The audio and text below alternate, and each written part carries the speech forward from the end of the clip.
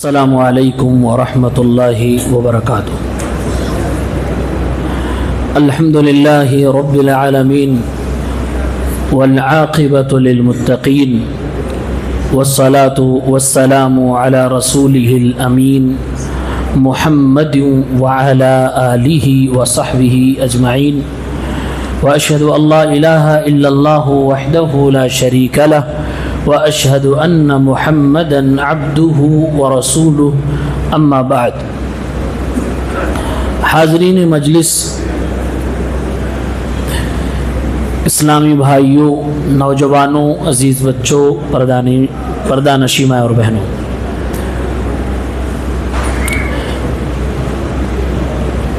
ہم سب نے تراویح پڑھ لی ہے۔ اللہ تعالی ہم سب کی عبادتوں کو قبول فرمائے۔ پارہ نمبر 24 اور 25 کا خلاصہ آج میں پیش کروں گا انشاءاللہ۔ 24ویں پارے کی شروعات میں سورہ زمر کا بقیہ حصہ ہے۔ سورہ زمر کی ابتدا میں اللہ تعالیٰ نے توحید اور شرک کی حقیقت کو بیان کیا ہے۔ آگے چل کے آیت نمبر 45 میں اللہ وحدہ لا شریک نے ایک بہت ہی عجیب و غریب بات بتلائی ہے کہ دنیا میں کچھ ایسے لوگ بھی ہیں کہ وہ اللہ کے ذکر سے چڑھتے ہیں، جبکہ ساری دنیا کے لوگوں کو اللہ ہی کا ذکر کرنا ہے، لیکن کچھ ایسے بدقسمت ہیں، محروم ہیں، بدنصیب ہیں، جن کو ان کے گناہوں کی سزا مل رہی ہے کہ وہ اللہ کے ذکر سے چڑھتے ہیں، خصوصاً وہ ذکر جس میں اللہ کی توحید بیان کی گئی ہو۔ فرمایا اللہ تبارک و تعالی نے وَإِذَا ذُكِرَ اللَّهُ وَحْدَهُ، جب اللہ کا ذکر کیا جاتا ہے اور صرف اسی کا ذکر کیا جاتا ہے، وحدہ، یہ وحدہ کا جو لفظ ہے یہی توحید خالص ہے۔ ہم لوگ دعا پڑھتے ہیں وضو کے بعد کی، اشہد ان لا الہ الا اللہ وحدہ لا شریک لہ، یہ وحدہ لا شریک لہ جو ہے یہی توحید خالص ہے۔ اسی کا مطالبہ ہم سے اور آپ سے کیا جا رہا ہے۔ یہی چیز کلمے کے پہلے جز میں ہے، لا الہ الا اللہ، اللہ کے سوا کوئی معبود برحق نہیں ہے۔ فرمایا کہ جب اللہ کا اور صرف اللہ کا ذکر کیا جاتا ہے، صرف اللہ کے گن گائے جاتے ہیں، صرف تعریف اللہ کی ہو رہی ہوتی ہے، اسی کو داتا، اسی کو مشکل کشا، اسی کو دستگیر، اسی کو سب کچھ جب بتایا جاتا ہے، اشمئزت قلوب الذین لا یؤمنون بالآخرہ، تو جن کا آخرت پہ ایمان نہیں ہے ان کا دل کڑھنے لگتا ہے، سمٹنے لگتا ہے، غیظ اور غصے سے بھر جاتا ہے۔ اشمئزت، جو لوگ سائنس کے اسٹوڈنٹ ہو جانتے ہیں دل کے اندر 4 خانے ہوتے ہیں، 2 اوپر 2 نیچے، یہ خانے ہیں۔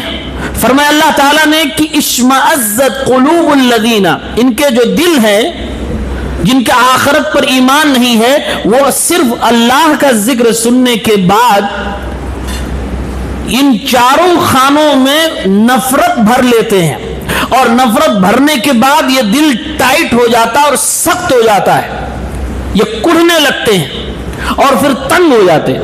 4 خانوں میں اللہ تعالیٰ کی نفرت بھر جاتی ہے۔ جن کے دلوں میں اللہ کی توحید سے نفرت ہو، اللہ کے ذکر سے نفرت ہو، اللہ کی ذات سے نفرت ہو، اللہ فرما رہا ہے ایسے لوگوں کا آخرت پر ایمان ہی نہیں ہے، اسی لیے سب کچھ ہو رہا ہے۔ کہا اشمئزت قلوب الذین لا یؤمنون بالآخرہ، ان کے دل نفرت سے بھر کر تنگ ہو جاتے، سکڑ جاتے ہیں۔ اللہ تعالی ہم سب کو اس بیماری سے بچائے۔ یہ بیماری وہ بیماری ہے جس کا کوئی فائدہ دنیا میں نہیں ہے، نہ تو مالی ہے، نہ تو جسمانی ہے، تو نہ نفسیاتی ہے، ذرہ برابر کوئی فائدہ نہیں، یہ گناہ بے لذت ہے جس کو مراد شرک کہتے ہیں۔ اور یہ مشرکین ہوتے ہیں جن کے دلوں میں یہ بات ہوتی ہے، جس کی حالت بتائی جا رہی ہے مشرکوں کی حالت۔ آپ نے سنا ہوگا، بہت کچھ دیکھا ہوگا، توحید والی تقریر ہو رہی ہے، ایک صاحب نے مائک کھینچ لیا، ویڈیو وائرل ہے، بہت پرانی تقریر ہے، تقریر توحید کی ہو رہی ہے کہ مشکل کشا اللہ ہے، دینے والا اللہ ہے، اللہ سے مانگنا چاہیے، ایک ہی اللہ کی عبادت ہونی چاہیے۔ بیٹھے ہوئے ایک بزرگ نے، جن کو یہ توحید کی باتیں اچھی نہیں لگ رہی تھی، مائک کھینچ لیا۔ اور ایک اور پہچان بتاؤں، جن جلسوں میں نعرے لگتے ہیں، آپ دیکھیے نعرے کن باتوں پہ لگتے ہیں؟ اللہ کی باتوں پہ نعرے نہیں لگتے۔ جب غیر اللہ کی بات ہو رہی ہوتی ہے، اللہ کی صفات غیر اللہ کو دیے جا رہے ہوتے ہیں، اور جب ان کی شان میں غلو کی حد پار کی جا رہی ہوتی ہے، پھر دیکھیے کیا نعرہ لگتا ہے۔ اور شروعات تو نعرے تکبیر سے ہوتی ہے، پھر کہاں جا کے نعرہ ختم ہوتا وہ آپ جانتے بہتر طریقے سے۔ ایسے لوگ نفرت کرتے ہیں اللہ کی توحید سے۔ یہی صرف بات نہیں کہ ان کے دل میں اللہ کی نفرت بھری ہوئی ہے، اس کا الٹا بھی ہے۔ فرمایا وَإِذَا ذُكِرَ الَّذِينَ مِن دُونِهِ، اور جب ذکر کیا جاتا ہے اللہ کے علاوہ کی ہستیوں کا، من دونہی کا دو معنی ہے اور دونوں صحیح ہے، اللہ کے علاوہ اور اللہ سے چھوٹے۔ ظاہر سی بات ہے اللہ سے چھوٹے ہی پوری دنیا میں جتنے بھی ہیں سب ہیں، تو اللہ کے علاوہ اللہ سے چھوٹے ہستیوں کا جب ذکر کیا جاتا ہے، اذا ہم یستبشرون، تو یہ بہت خوش ہو جاتے ہیں۔ یہ کس کی پہچان بتائی جا رہی ہے؟ مشرک کی۔ جب اللہ کا ذکر ہو رہا ہے تو دل سکڑ رہا ہے، مرے جا رہے ہیں، محفل سے بھاگے جا رہے ہیں، مائک چھینے جا رہے ہیں، منہ بنا جا رہا ہے۔ اور جب غیر اللہ کا ذکر ہو رہا ہے اور غیر اللہ کی شان میں غلو کیا جا رہا، بتایا جا رہا ہے کہ یہ دستگیر ہے، یہ فلاں ہے، یہ چلا ہے، اس کے اندر یہ صفات ہے، اس کے اندر یہ صفات ہے، یہ کر سکتے ہیں، یہ جب ان کی شان میں غلو اور اللہ کی صفتیں اٹھا اٹھا کر تھوک کے حساب سے جب ان کو دی جا رہی ہیں، اذا ہم یستبشرون، تو یہ بہت خوش ہو رہے ہیں۔ یہ نعرے خوشی میں لگتے ہیں، یہ نعرے خوشی اور جذبات ہی میں لگ رہے، شرک پہ خوش ہو رہے ہیں لوگ۔ اللہ نے فرمایا یہ وہ لوگ ہیں لا یؤمنون بالآخرہ، جن کا آخرت پہ ایمان ہی نہیں ہے۔ اور آخرت پہ ایمان نہ ہونے کا مطلب ہے آدمی کافر ہے، دائر اسلام سے باہر ہے۔ اشمئزت، یہ بہت خطرناک پہچان ہے، اور اس طرح کے لوگ افسوس ہے کہ موجودہ زمانے میں پائے جاتے ہیں، غیروں میں بھی ہے اور اپنوں میں بھی ہے، یعنی کلمہ پڑھنے والے لوگوں میں بھی ہے۔ پھر اللہ تبارک و تعالی نے اپنی رحمت کے بارے میں جب بیان دیا تو رحمت کی جو دریا کھولی ہے اور جتنے انداز سے اللہ تعالیٰ نے یہ بتایا ہے کہ میری رحمت میرے غصے پہ غالب ہے، میرے بندو دنیا کی ہر شے سے تم نا امید ہو سکتے ہو، لیکن میری رحمت سے کبھی نا امید نہ ہونا۔ کیوں نہ ہونا؟ ایک صحابی ہیں حضرت عمرو بن العاص، یہ پہلے مسلمان نہیں تھے، بہت گناہ کیے، شرک کیا، کفر کیا۔ ان کو ایک دن اسلام سمجھ میں آ گیا، دل کی دنیا بدلی۔ اب انہوں نے سوچا کہ چلو محمد الرسول اللہ صلی اللہ علیہ وسلم کے ہاتھ پہ بیعت کر لیتے ہیں۔ یہ صحیح مسلم کی روایت ہے۔ حضرت عمرو بن عاص اللہ کے نبی صلی اللہ علیہ وسلم کے پاس آئے، فرمایا اے محمد ابن عبداللہ، محمد الرسول اللہ، اپنا ہاتھ بڑھائیے، میں بیعت کرنا چاہتا ہوں، اسلام قبول کرنا چاہتا ہوں۔ اللہ کے نبی نے فوراً اپنا ہاتھ بڑھایا کہ بیعت کر لو، اسلام میں داخل ہو جاؤ۔ جیسے اللہ کے نبی نے ہاتھ بڑھایا، عمرو بن العاص نے اپنے ہاتھ پیچھے کھینچ لیے۔ اللہ کے نبی نے پوچھا عمرو یہ کیا؟ مجھ سے بولے ہاتھ بڑھاؤ، میں نے بڑھایا، تم نے پیچھے کھینچ لیا اپنا ہاتھ۔ کہا اللہ کے نبی ایک شرط۔ کہا کون سی شرط؟ کہا اے اللہ کے پیغمبر یہ بتائیے، میں نے دنیا کفر میں جاہلیت کی زندگی میں بہت کچھ کیا ہے، بڑے پاپ کیے ہیں، شرک اور کفر کی انتہا کر ڈالی ہے، کیا اسلام قبول کر لینے سے وہ سارے گناہ معاف ہو جائیں گے؟ کیا آپ کا رب وہ سارے گناہ معاف کرنے کو تیار ہے؟ شرک کو، کفر کو بھی معاف کر دے گا۔ آپ نے فرمایا عمرو بن العاص ہاتھ بڑھاؤ، بیعت کرو، ان الاسلام یہدم ما کان قبلہ۔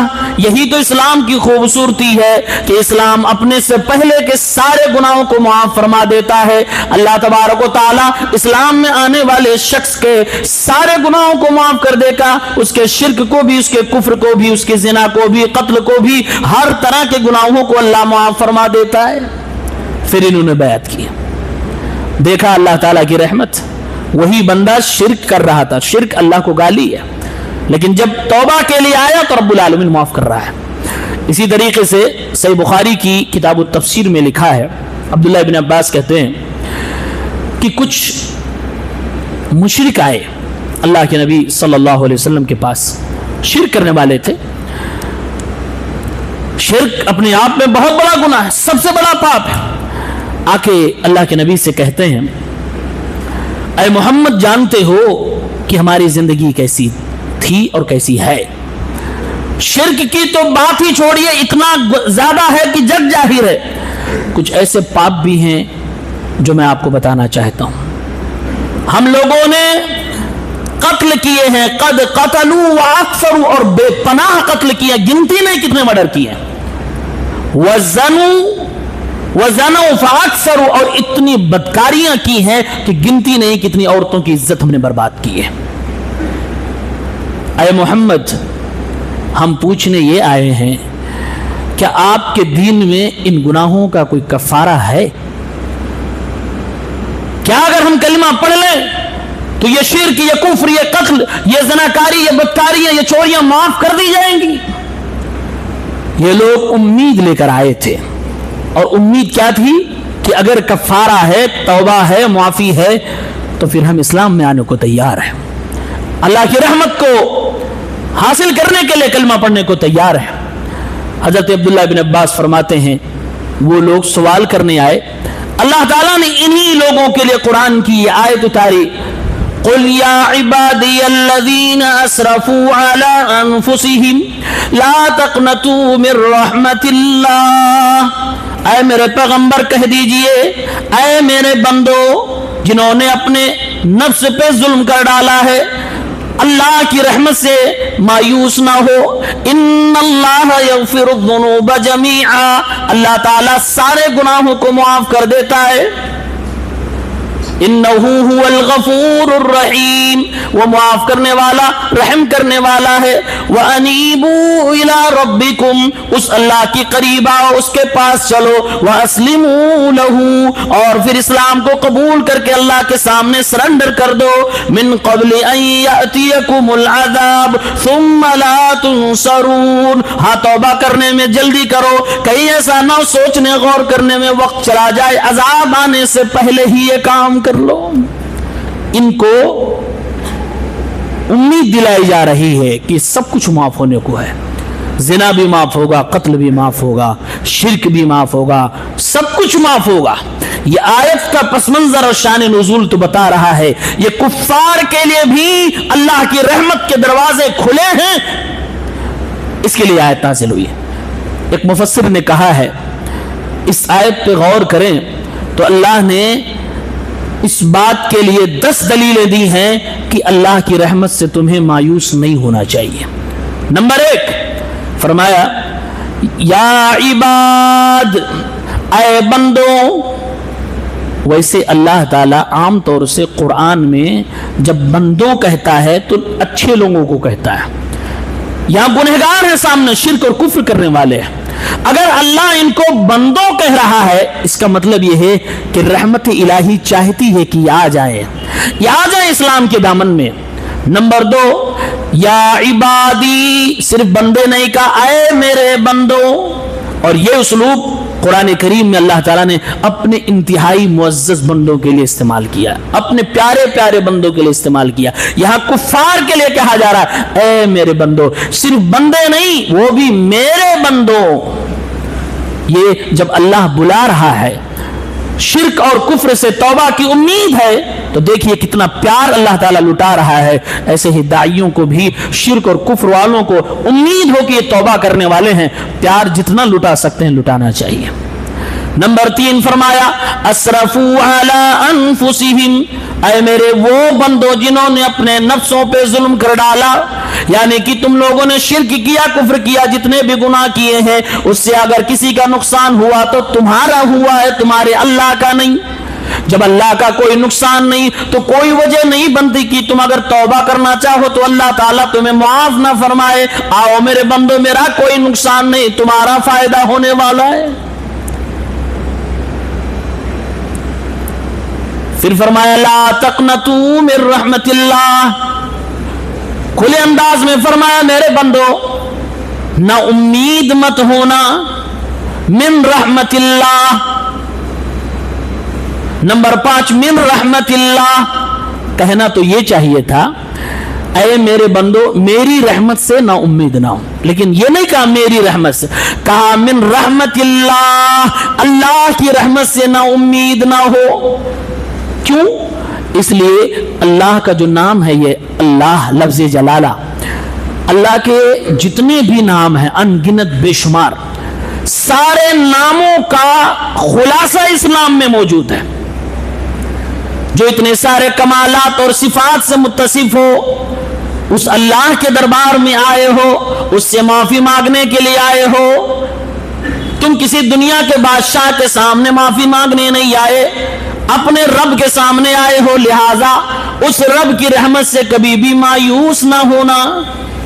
نمبر 6 ان اللہ یغفر الذنوب, کیونکہ وہ اللہ بار بار اس نام کو دہرایا جا رہا ہے کہ دنیا والوں معافی کرنے کے وقت, توبہ کرنے کے وقت کبھی بھی دماغ میں یہ نہ لانا کہ پتہ نہیں معاف کرے گا کہ نہیں معاف کرے گا, گناہ بڑا زیادہ ہے. نہیں, تم معافی مانگ رہے تو اللہ تعالیٰ سے جو غفور ہے, جو رحیم ہے, وہ اللہ ہے, وہ ساری خوبیوں کے کمالات سے بھرا ہوا ہے, اس کے اسما بڑے حسین ہے, اس کی صفاتیں بڑی پیاری ہیں. وہ اللہ سارے گناہوں کو معاف کرنے والا ہے. الذنوب الف لام جو ہے یہ شامل ہے سارے گناہ, جتنے طرح کے تم نے گناہ کیے ہوں گے سارے گناہ کو معاف کرنے کو تیار ہے. اب چھوڑ دیا کہ کتنے طرح کے آدمی گناہ کر سکتا. آپ سوچئے, شرک سے بڑا کوئی گناہ نہیں, وہ بھی توبہ سے معاف ہو رہا ہے. کفر سے بڑا کوئی گناہ نہیں, وہ بھی توبہ سے معاف ہو رہا ہے. نفاق اکبر سے, اعتقادی سے بڑا گناہ نہیں, وہ بھی معاف ہو رہا ہے. سارے گناہوں کو معاف.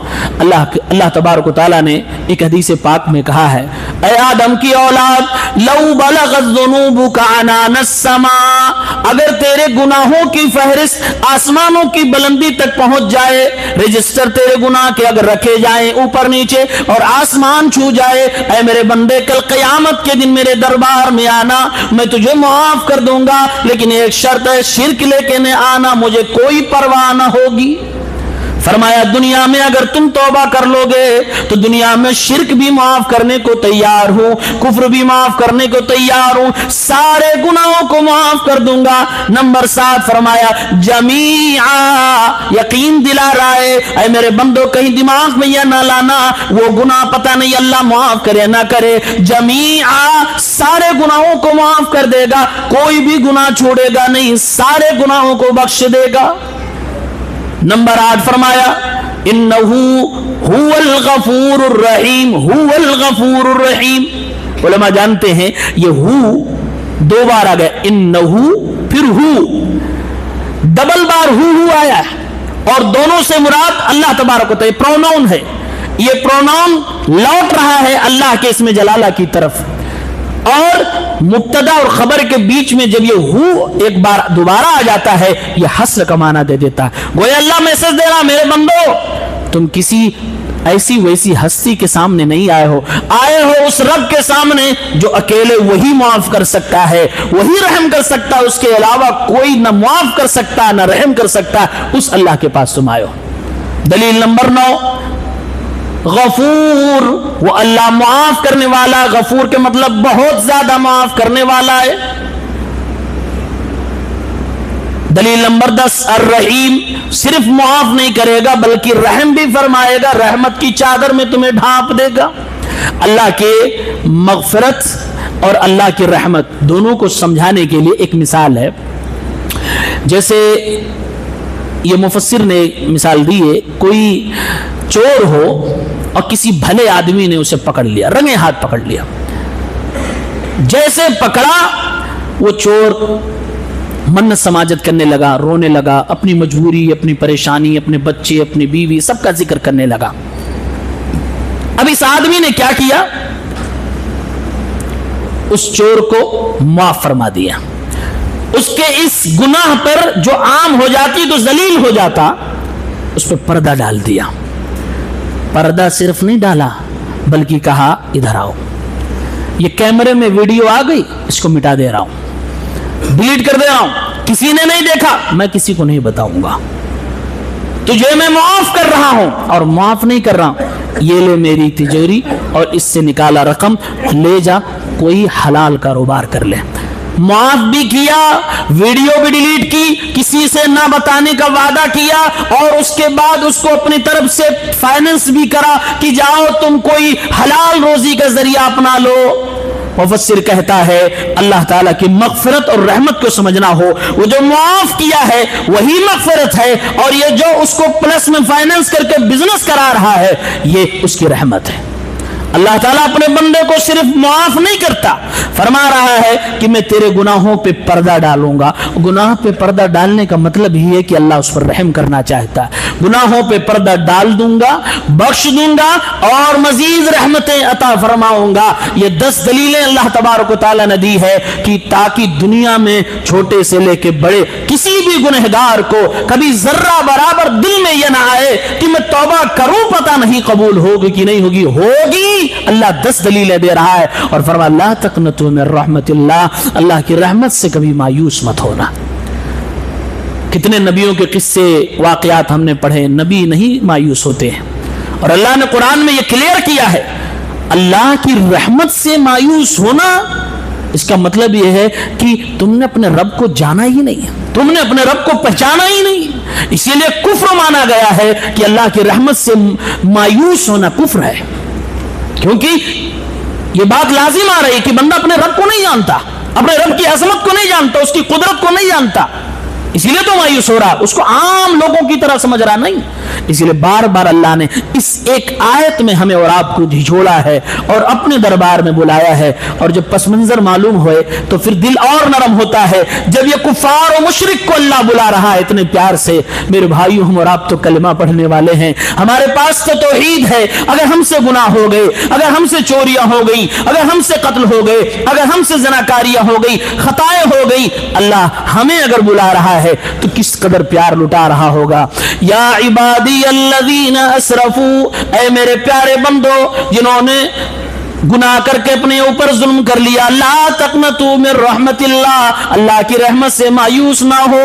ان اللہ یغفر الذنوب جميعا, وہ اللہ سارے گناہوں کو معاف فرمانے والا ہے. انہ هو الغفور الرحیم, وہی معاف کرنے والا, وہی رحم کرنے والا ہے. لہذا اس کے دربار میں آئے ہو, شب قدر آنے والی ہے, انہی راتوں میں سے ایک رات ہے, جس نے بھی جو گناہ کیے ہوں بغیر کسی شرم کے, دنیا والوں سے شرما جاؤ لیکن اپنے اللہ سے شرم کرنے کی ضرورت نہیں. آؤ اپنے رب کے سامنے آنسو بہاؤ, وہ اللہ اتنے پیار سے بلا رہا ہے. میرا اللہ فرماتا ہے اے میرے بندو, جب تم میرے پاس دوڑ کے آتے ہو میں اس سے زیادہ تیز آتا ہوں. تم میرے پاس ایک بالشت آتا ہوں, میں ایک ہاتھ آتا ہوں. میرے بندو جتنی تیزی سے میرے دربار میں آؤ گے اس سے زیادہ تیز اس سے پہلے تم مجھے حاضر پاؤ گے. یعنی اللہ انتظار کر رہا ہے, اے میرے بندو معافی مانگو تو صحیح, توبہ کرو تو صحیح. وَأَنِيبُوا إِلَىٰ رَبِّكُمْ, اس رب کے دربار میں آ کے رجوع کرو تو صحیح. وَأَسْلِمُوا لَهُ, اس اللہ کے سامنے سرنڈر کرو تو صحیح, اپنے گناہوں کو بتاؤ تو صحیح, ذرا آنسوؤں کو گراؤ تو صحیح. اللہ تعالیٰ فرماتا ہے, اللہ کے نبی فرماتے ہیں, دنیا میں یہ اللہ کے ڈر سے نکلنے والا آنکھ کا آنسو اتنا قیمتی, اتنا پاورفل ہوتا ہے کہ وہ جہنم کی آگ جو دنیا کی آگ سے 70 گنا زیادہ اس کو بھی بجھانے کا پاور رکھتا ہے. بس رونے کی ضرورت ہے اور اللہ کے سامنے بغیر کسی ریا کے تنہائی میں اپنے اللہ سے چند آنسو بہائیں اور اپنی جتنی عاجزی انکساری جو آپ پیش کر اللہ کے سامنے جتنے فقیر بن سکتے ہیں, جتنے ذلیل بن سکتے ہیں, بن جائیں. اللہ کو یہی ادا پسند آتی ہے, اور اصل بندگی یہی ہے کہ رب کے سامنے عاجز میں کچھ نہیں ہوں, اللہ میں فقیر ہوں, محتاج ہوں, تیری برکتیں چاہتا ہوں, تیری مغفرت چاہتا ہوں, تیری رحمت چاہتا ہوں, اللہ معاف فرما دے, اللہ معاف فرما دے. کون سا ایسا گناہ ہے جو معاف نہیں ہوگا؟ الذنوب جمیعا, ہر گناہ معاف ہوگا. اس کے باوجود اگر گناہوں کی وجہ سے کوئی ڈپریشن میں جا رہا ہے, اس نے یہ آیت نہیں پڑھی ہے, اس نے اپنے اللہ کو پہچانا نہیں ہے. وہ 99 قاتل کو بھی معاف کیا نا, جنت میں جائے گا. کتنے بڑے بڑے شرک کرنے والے, کفر کرنے والے تھے, اللہ فرما رہا آؤ سب کو معاف کرنے کو تیار ہو. اللہ نے قرآن میں دوسری جگہ اپنے نبی سے کہا, نبی عبادی انی انا الغفور الرحیم, میرے بندوں کو بتا دو میرے پیغمبر میں معاف کرنے والا ہوں, میں رحم کرنے والا ہوں.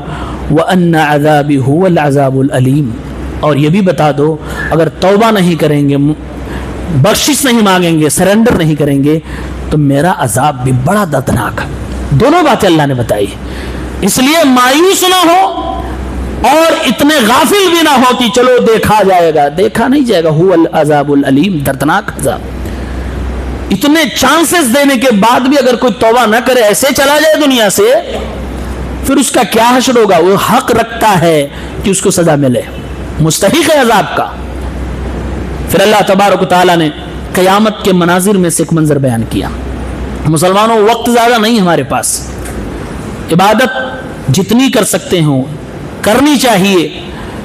اللہ کے نبی صلی اللہ علیہ وسلم فرماتے ہیں, حضرت اسرافیل, وہ فرشتے جو سور پھونکیں گے, وہ سور لے کے کھڑے ہیں. اللہ کے نبی فرمایا کہ وہ سور لے کے ہاتھ میں کھڑے ہیں, بس اللہ کے ایک حکم کی ضرورت ہے کہ وہ پھونک دیں گے, قیامت آ جائے گی. ایسا نہیں ہے کہ کہیں رکھا ہوا ہے اٹھایا جائے گا پھر پھونکا. وہ لے کے منہ پہ کھڑے ہوئے ہیں, جب اللہ اجازت دے گا, حکم دے گا, فوراً پھونک دیں گے. اور وہ آواز بڑی خطرناک ہے, بہت خطرناک آواز, ایسی آواز کہ دل پھٹ جائے, موت آ جائے, آدمی بے ہوش ہو جائے, اتنی خطرناک آواز. وہی بچے گا جس کو اللہ بچانا چاہے. فرمایا اللہ تعالیٰ نے سورہ زمر کے اسی آخری, وَنُفِخَ فِي الصُّورِ, سور میں پھونک ماری جائے گی, فَصَعِقَ مَنْ فِي السَّمَاوَاتِ وَمَنْ فِي الْأَرْضِ, آسمانوں کی ساری مخلوق, زمین کی ساری مخلوق ڈر جائے گی, لرز جائے گی, کانپ جائے گی, بے ہوش ہو جائے گی, مر جائے گی. الا من شاء اللہ, ہاں جس کو اللہ بچانا چاہے گا. ثم نفخ فیہ اخری, پھر اللہ تبارک و تعالیٰ کے حکم سے دوبارہ سور پھونکا جائے گا. فَإِذَا هُمْ قِيَامٌ يَنظُرُونَ, پھر ان کو کھڑا کر دیا جائے گا, نکلیں گے قبروں سے, بھاگیں گے. 2 سور پھونکا جائے گا. بعض مفسر نے کہا 3, لیکن صحیح بات یہ کہ 2 بار سور پھونکا جائے گا. پہلی بار جب پھونکا جائے گا تو جیسے اچانک آواز آئے گی, یہ ساؤنڈ فاؤنڈ کی آواز کچھ نہیں ہے, وہ سور کی آواز ایسی ہے کہ سنتے ہی آدمی کے روکتے کھڑے حیران, یہ کیا ہو گیا, اتنی تیز آواز, کان کے پردے, سب دل, سب کچھ کام کرنا بند ہو جائے گا. اور اس پہلی آواز کا نتیجہ یہ ہوگا کہ سب کو موت آ جائے گی. کل من علیہا فان, سب کو موت آ جائے گی. اللہ کے نبی نے فرمایا پھر 40 دن, 40 مہینہ یا 40 سال, نہیں معلوم تعداد کتنے دن کے بعد, اللہ جب چاہے گا دوبارہ سے سور پھکوائے گا اور لوگوں کو کھڑا کر دیا جائے گا. ننگے دھڑنگے اپنی قبروں سے نکل کر سب لوگ میدان محشر کی طرف بھاگ رہے ہوں گے. جو قبروں میں سڑ گئے ان کی ایک ہڈی ابھی باقی ہے, چاہے جتنے سال ہو گئے ہوں قبر میں دفن کیے ہوئے, ہڈیاں سڑ گئیں, بدن ختم ہو گیا, گل گیا. ایک ہڈی, اللہ کے حبیب فرماتے ہیں, صحیح بخاری کی روایت ہے, وہ جو ریڑھ کی ہڈی کا آخری چھوڑ پہ حصہ ہوتا ہے, اللہ کے نبی نے فرمایا یہ نہیں سڑتی ہے. وَمِنْهُ يُرَكَّبُ الْخَلْقُ يَوْمَ الْقِيَامَةِ, اور قیامت کے دن اسی ہڈی کے ٹکڑے سے پوری باڈی کو کھڑا کر دیا جائے گا. یہ اللہ کی قدرت. بھاگتا ہوا انسان دوڑتا ہوا میدان محشر, رکنے کی کوشش کرے گا پیچھے سے آگ آ جائے گی, رک نہیں سکتے, آگ دوڑائے گی اور بھاگتے ہوئے میدان محشر میں جانا ہے. اس لیے دنیا میں ہی حساب کی تیاری کر لینی چاہیے. اللہ نے کہا الا من شاء اللہ, جس کو اللہ بچائے گا وہی بچ پائے گا اس سور کی آواز سے. وہ کون لوگ ہیں؟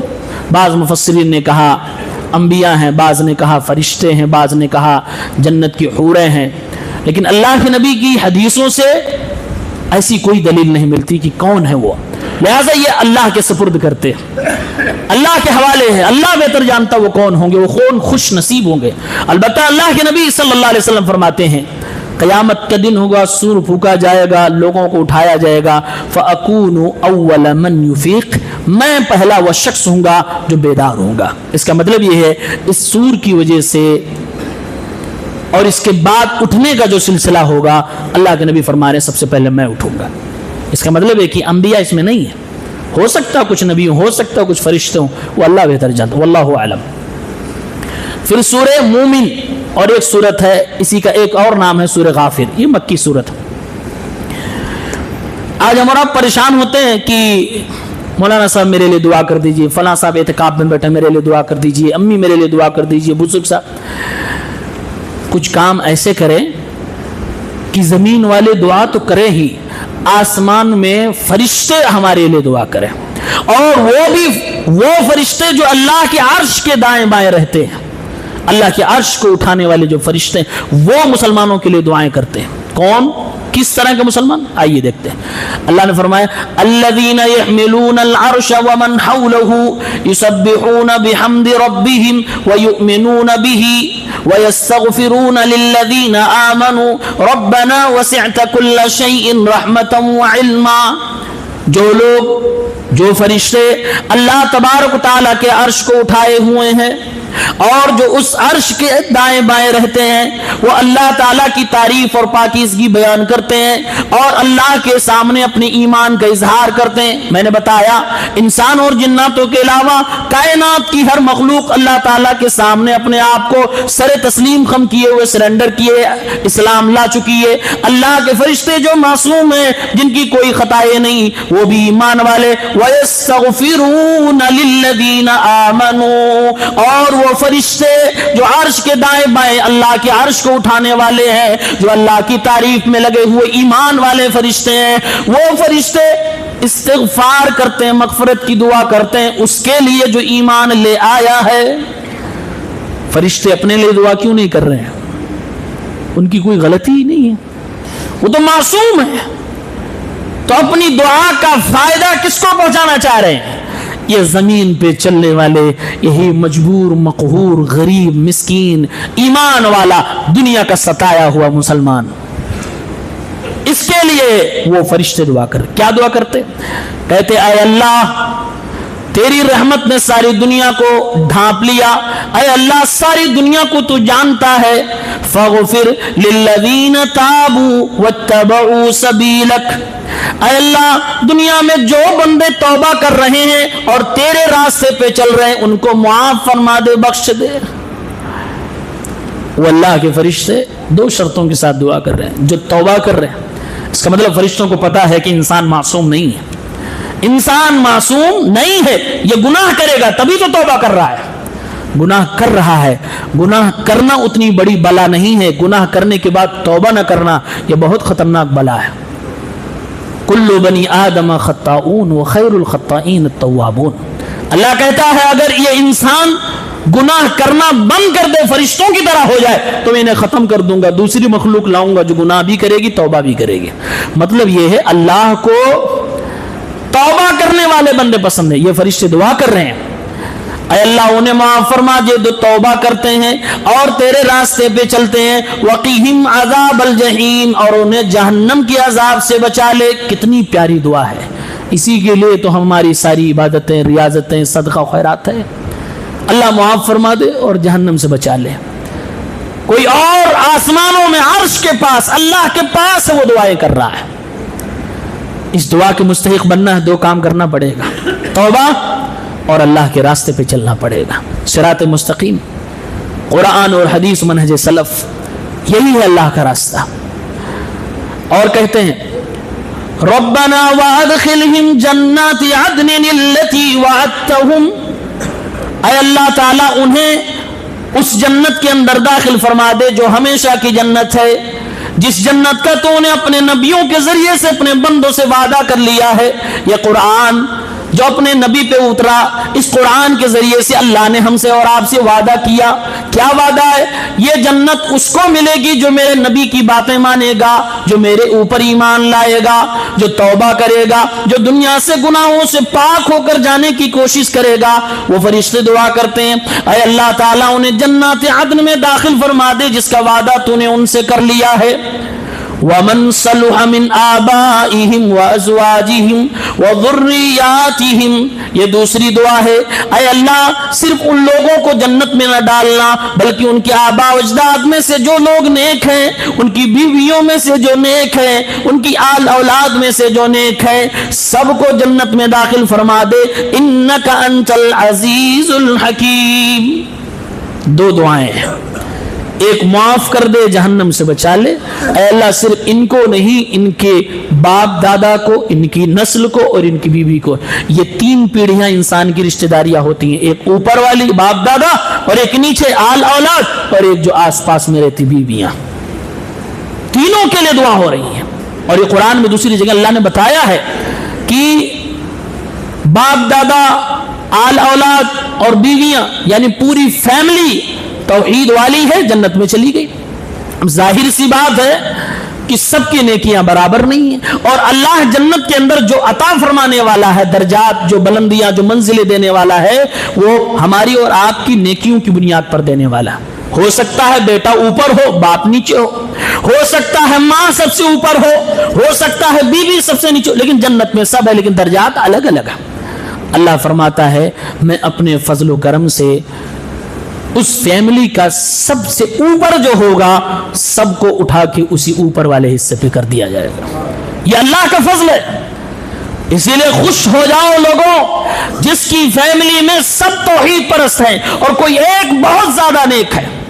ایک بھی اگر کوئی نیک ہے اور سب جنت میں چلے گئے تو وہ جو بلندی پائے گا انشاءاللہ سب کو وہ اپنے ساتھ لے کے جائے گا. اسی لیے تو کہتا ہوں کوئی ایک عالم بنا دو, کوئی ایک حافظ بنا دو, کوئی ایک نیک ہو جائے اور اپنے پاس بھی بیسک چیز ہو, یعنی جو جنت میں جانے کے لیے انٹری ہے وہ کیا ہے؟ توحید اور ایمان. اب کوئی سوچے نہیں ہمارے بچے حافظ ہیں, میرے پاس توحید بھی نہ رہے, تو پھر جنت میں پہلے جانا ضروری ہے, پھر یہ انعام ملنے والا ہے. جو جائیں گے ان کو ملے گا. کتنا بڑا انعام ہے, پوری فیملی کو اللہ تبارک و تعالیٰ اکٹھا کر دے گا. اور جنت جیسی نعمتیں کہاں دنیا میں ہیں, سوچ بھی نہیں سکتے. وہاں ماں باپ ہو, بیوی ہو, بچے ہو, اور ایک ساتھ جنت کی نعمتیں ہو, تصور بھی نہیں کر سکتے کیا خوشی ہونے والی ہے. اور سب مل کے اللہ کا دیدار بھی کر رہے ہیں, سب مل کے وہاں کی بازاروں میں ٹہل بھی رہے ہیں, اور ہر جمعے کو اللہ سب کو حسین و جمیل بنا رہا ہے. رب العالمین سب کو جوان کر رہا ہے, بوڑھی عورتوں کو اللہ جوان کر رہا ہے, جوانوں کو, مردوں کو 30 سے 32 سال کی عمر دی جا رہی ہے, ہائٹ 60 فٹ کی دی جا رہی ہے. یہ جنت کی خوبصورتی, یہ جنت کا جوان, یہ جنت کی نعمتیں کہاں دنیا میں ملنے والی ہیں. اس کے لیے پوری فیملی کو توحید پرست بننا پڑے گا, پوری فیملی کو. آدمی سوچ سکتا ہے وہ جو سب سے اوپر ہے کیا نیچے والوں کو اوپر پہنچا دے گا تو اس کی حق تلفی نہیں ہوگی. جیسے ایک کلاس میں فرسٹ سیکنڈ تھرڈ 3 بچے آئے, آپ کلاس ٹیچر یا پرنسپل صاحب بولیں کہ میں سوچ رہا ہوں کہ تینوں کو فرسٹ کر دو, سیکنڈ تھرڈ چھوڑ دو, سیکنڈ اور تھرڈ والے کو بھی میں فرسٹ کر دے رہا ہوں, اوپر والے کے برابر میں سب کو کر دے رہا ہوں, تو ہم اور آپ کیا کہیں گے کہ فرسٹ والے کا یہاں پر نقصان ہو گیا. نقصان کیا ہوا؟ نقصان یہ ہوا کہ وہ ڈیزرو کرتا تھا فرسٹ پوزیشن, اب جب اس کے برابر سیکنڈ اور تھرڈ بھی آ گئے تو اس کا معاملہ گھٹ گیا. تو کیا وہاں پر بھی ایسا ہو سکتا؟ نہیں. کیوں؟ دنیا کا معاملہ عجیب ہے. دنیا میں انسان جیلسی کرتا ہے, دنیا میں انسان دوسرے کو بڑھتا ہوا اپنے برابر آتا ہوا دیکھ نہیں پا رہا ہے، یہ ان بلٹ ہے انسان کے اندر۔ اسی چیز کو جنت میں جانے سے پہلے اللہ دل سے نکال کر پھینک دے گا، اس لیے وہاں پر کسی کو کوئی پرابلم نہیں ہوگی۔ مجھے اللہ عطا فرما رہا ہے، اگر کسی اور کو میرے ذریعے سے اللہ عطا کر دے مجھے کیا پرابلم ہے؟ کوئی دل میں ذرہ برابر کسی کو خوف نہیں، کوئی پریشانی نہیں، کوئی جلن، کوئی کپٹ، کوئی حسد، کوئی کینہ، کچھ نہیں، دل صاف ہے۔ اور وہ بھی اپنی فیملی کے لوگ ہوں، لیکن دنیا میں لوگ اپنی بھی فیملی والوں سے جیلسی کر جاتے ہیں، اپنے بھائی بہن ماں باپ سے بھی جیلسی کر جاتے ہیں۔ وہاں یہ سب نہیں ہونے والا، اس لیے اگر اس طرح کا خیال ذہن میں آ رہا ہو تو اس کو دور کر لیں۔ اور وہ فرشتے یہ بھی کہیں گے وَقِيهِمُ السَّيِّئَاتِ، اے اللہ تعالیٰ ان کو گناہوں سے بھی بچا دے۔ دعا کوئی ہمارے حق میں کر رہا ہو کہ اللہ اس کو گناہوں سے بچا دے، اور اگر اس نے گناہ کر لیا ہے تو اللہ سزا نہ دینا، اس کو معاف کر دے۔ دنیا میں کتنے نیک لوگ ہوتے ہیں، وہ عرش اٹھانے والے فرشتے دعا کر رہے ہیں، جو معصوم ہے، معصوم کی دعا ہے۔ یہ دعا لینا دو ہی چیز بتائی گئی، تابو واتبعوا سبیلک، توبہ توبہ توبہ توبہ۔ توبہ کرنے والے اللہ کے بہت پسندیدہ بندوں میں سے ہیں، اس لیے اگر کسی آدمی نے کسی گناہ سے توبہ کر لیا ہے اور ہمیں اور آپ کو معلوم ہو گیا، معلوم کیسے ہوتا ہے کہ اس نے وہ گناہ بالکل چھوڑ دیا ہے، ہم دیکھ رہے ہیں وہ قریب نہیں جا رہا، کبھی بھی اس کے پرانے گناہ کا اس کو تانا نہیں دینا، یہ بہت بڑا جرم ہے، یہ بہت بڑا جرم ہے۔ اللہ نے اس کو پسند کر لیا، اب وہ اللہ کا محبوب ہو چکا ہے، اللہ کے محبوب کو تانا دو گے اللہ چھوڑے گا؟ من عاد لی ولیا فقد آذنتہ بالحرب، جس نے میرے کسی ولی، یہ ولی ہو گیا، توبہ کیا گناہوں سے، یہ ولی بن گیا، اس ولی سے دشمنی مت لینا، اللہ دشمنی لے لے گا۔ فرمایا کہ اے اللہ ان کو گناہوں سے بچا، اور اگر گناہ کر بیٹھے ہیں تو اس کی سزا سے بچا۔ ومن تقی السیئات یومئذ، اور قیامت کے دن جس دن بدلے ہی بدلے دیے جا رہے ہیں، اے اللہ اس دن اگر کسی کو تو نے گناہوں کی سزا سے بچا لیا، فقد رحمتہ، تو تو نے اس کے اوپر رحم کر دیا، اسی رحمت کا تجھ سے سوال کر رہے ہیں۔ وذالک هو الفوز العظیم، اور یہی تو سب سے بڑی کامیابی ہے۔ اللہ کے فرشتے جس کے لیے دعا کریں اس سے بڑا خوش نصیب کون ہو سکتا ہے؟ دعا کرے رب العالمین عرش کے فرشتوں کے دل میں، ان کے اندر یہ بات ڈالے کہ ہم اور آپ بھی ان کی دعاؤں میں شامل ہو جائیں، اور ہمیں اللہ توفیق دے کہ ہم توبہ کرنے والے ہوں، اللہ کے راستے پہ چلنے والے ہوں۔ پھر اللہ تعالیٰ نے دنیا کے سب سے بڑے خطرناک انسان کا ذکر کرتے ہوئے فرمایا کہ فرعون کو 3 جگہوں پہ عذاب ہو رہا ہے۔ ایک، دنیا سے جاتے جاتے اس کو عذاب ہوا، سمندر میں ڈبو کے مارا گیا۔ قیامت کے دن اس کو سخت ترین عذاب ہوگا، یہ بھی کلیئر ہے، لیکن قبر کے اندر بھی اس کو برابر عذاب ہو رہا ہے۔ فرمایا اللہ تعالیٰ نے فَوَقَاهُ اللَّهُ سَيِّئَاتِ مَا مَكَرُوا وَحَاقَ بِآلِ فِرْعَوْنَ سُوءُ الْعَذَابِ، آل فرعون کو دردناک عذاب ہو رہا ہے۔ النَّارُ يُعْرَضُونَ عَلَيْهَا غُدُوًّا وَعَشِيًّا، فرعون پر صبح اور شام، دن کے شروعات میں اور دن ڈوبتے وقت دونوں ٹائم آگ پیش کیا جا رہا ہے۔ یہ دنیا میں نہیں ہوا ہے اور یہ آخرت میں بھی نہیں، اس لیے کہ آگے اللہ فرما رہا ہے وَيَوْمَ تَقُومُ السَّاعَةُ، اور جب قیامت آ جائے گی أَدْخِلُوا آلَ فِرْعَوْنَ أَشَدَّ الْعَذَابِ، تو کہا جائے گا اے میرے فرشتوں فرعون اور اس کے ماننے والوں کو دردناک اور خطرناک سزا دو۔ اس کا مطلب یہ ہوا وہ قیامت کی بات الگ اور دنیا میں سمندر میں ڈوب گیا، یہ بیچ میں ہے جو آگ اس کو پیش کیا جا رہا ہے، صبح کو بھی اور شام کو، یہ قبر میں ہو رہا ہے۔ اسی لیے اس آیت سے علامہ ابن قیم رحمت اللہ علیہ نے کہا یہ آیت دلیل ہے کہ قبر میں عذاب ہوتا ہے۔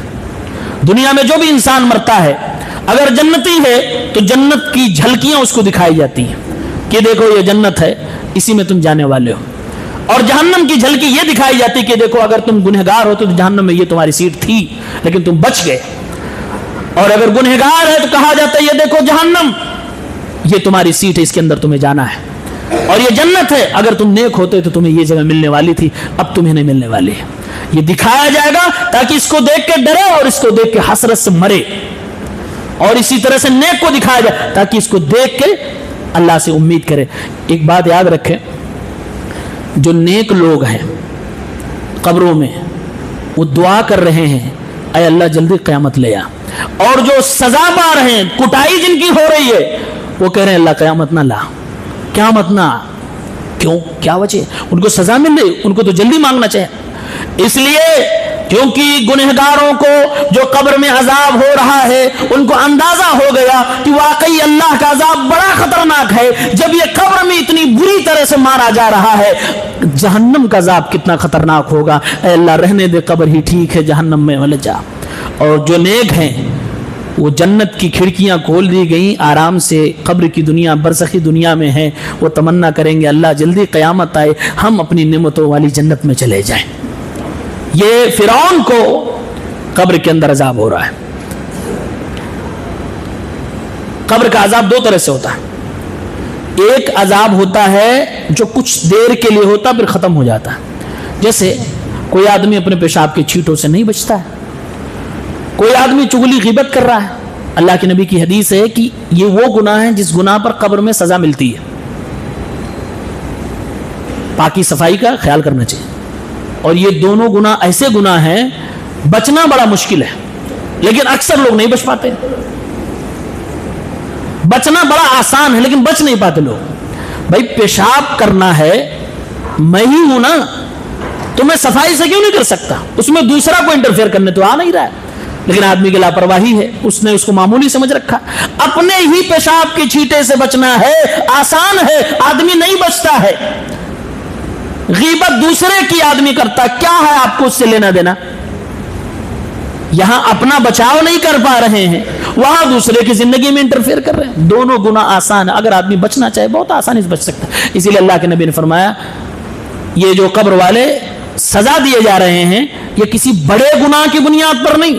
بڑے گناہ کا مطلب یہ نہیں تھا کہ کبیرہ نے، کبیرہ گناہ ہے یہ دونوں، بڑا گناہ نہ کہنے کا مطلب یہ تھا کہ اس سے بچنا بڑا آسان تھا۔ تو کچھ گناہ ایسے ہوتے ہیں جس کا عذاب قبر میں ہوتا ہے اور کچھ ٹائم تک ہوتا ہے، جب اس گناہ کے برابر عذاب ہو جاتا ہے تو عذاب ختم کر دیا جاتا ہے۔ کیوں ختم کر دیا جاتا ہے؟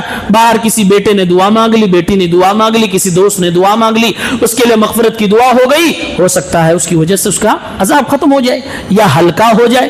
اور ایک عذاب ہے قبر کا جو کبھی ختم نہیں ہوتا ہے، کنٹینیو ہوتا رہتا ہے، یہ ہے فرعون۔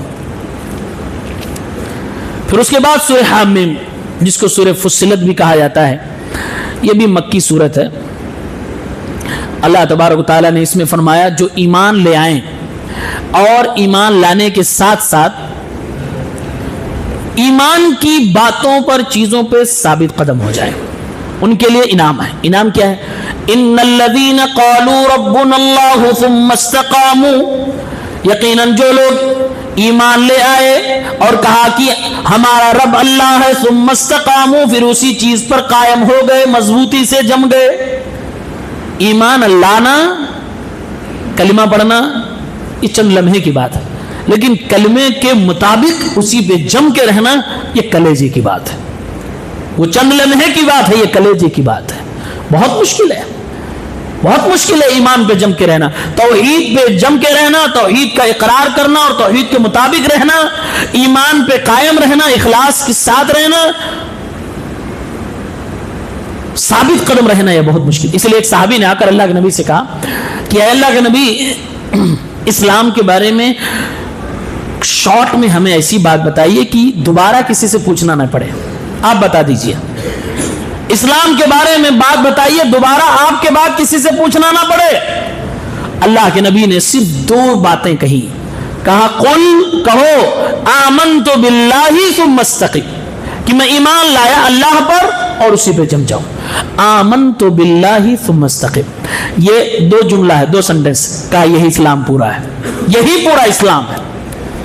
اور وہی بات اللہ یہاں فرما رہا ہے کہ جن لوگوں نے کہا ربنا اللہ، ہمارا رب اللہ ہے، اور اسی پہ جم گئے، انعام کیا ملے گا؟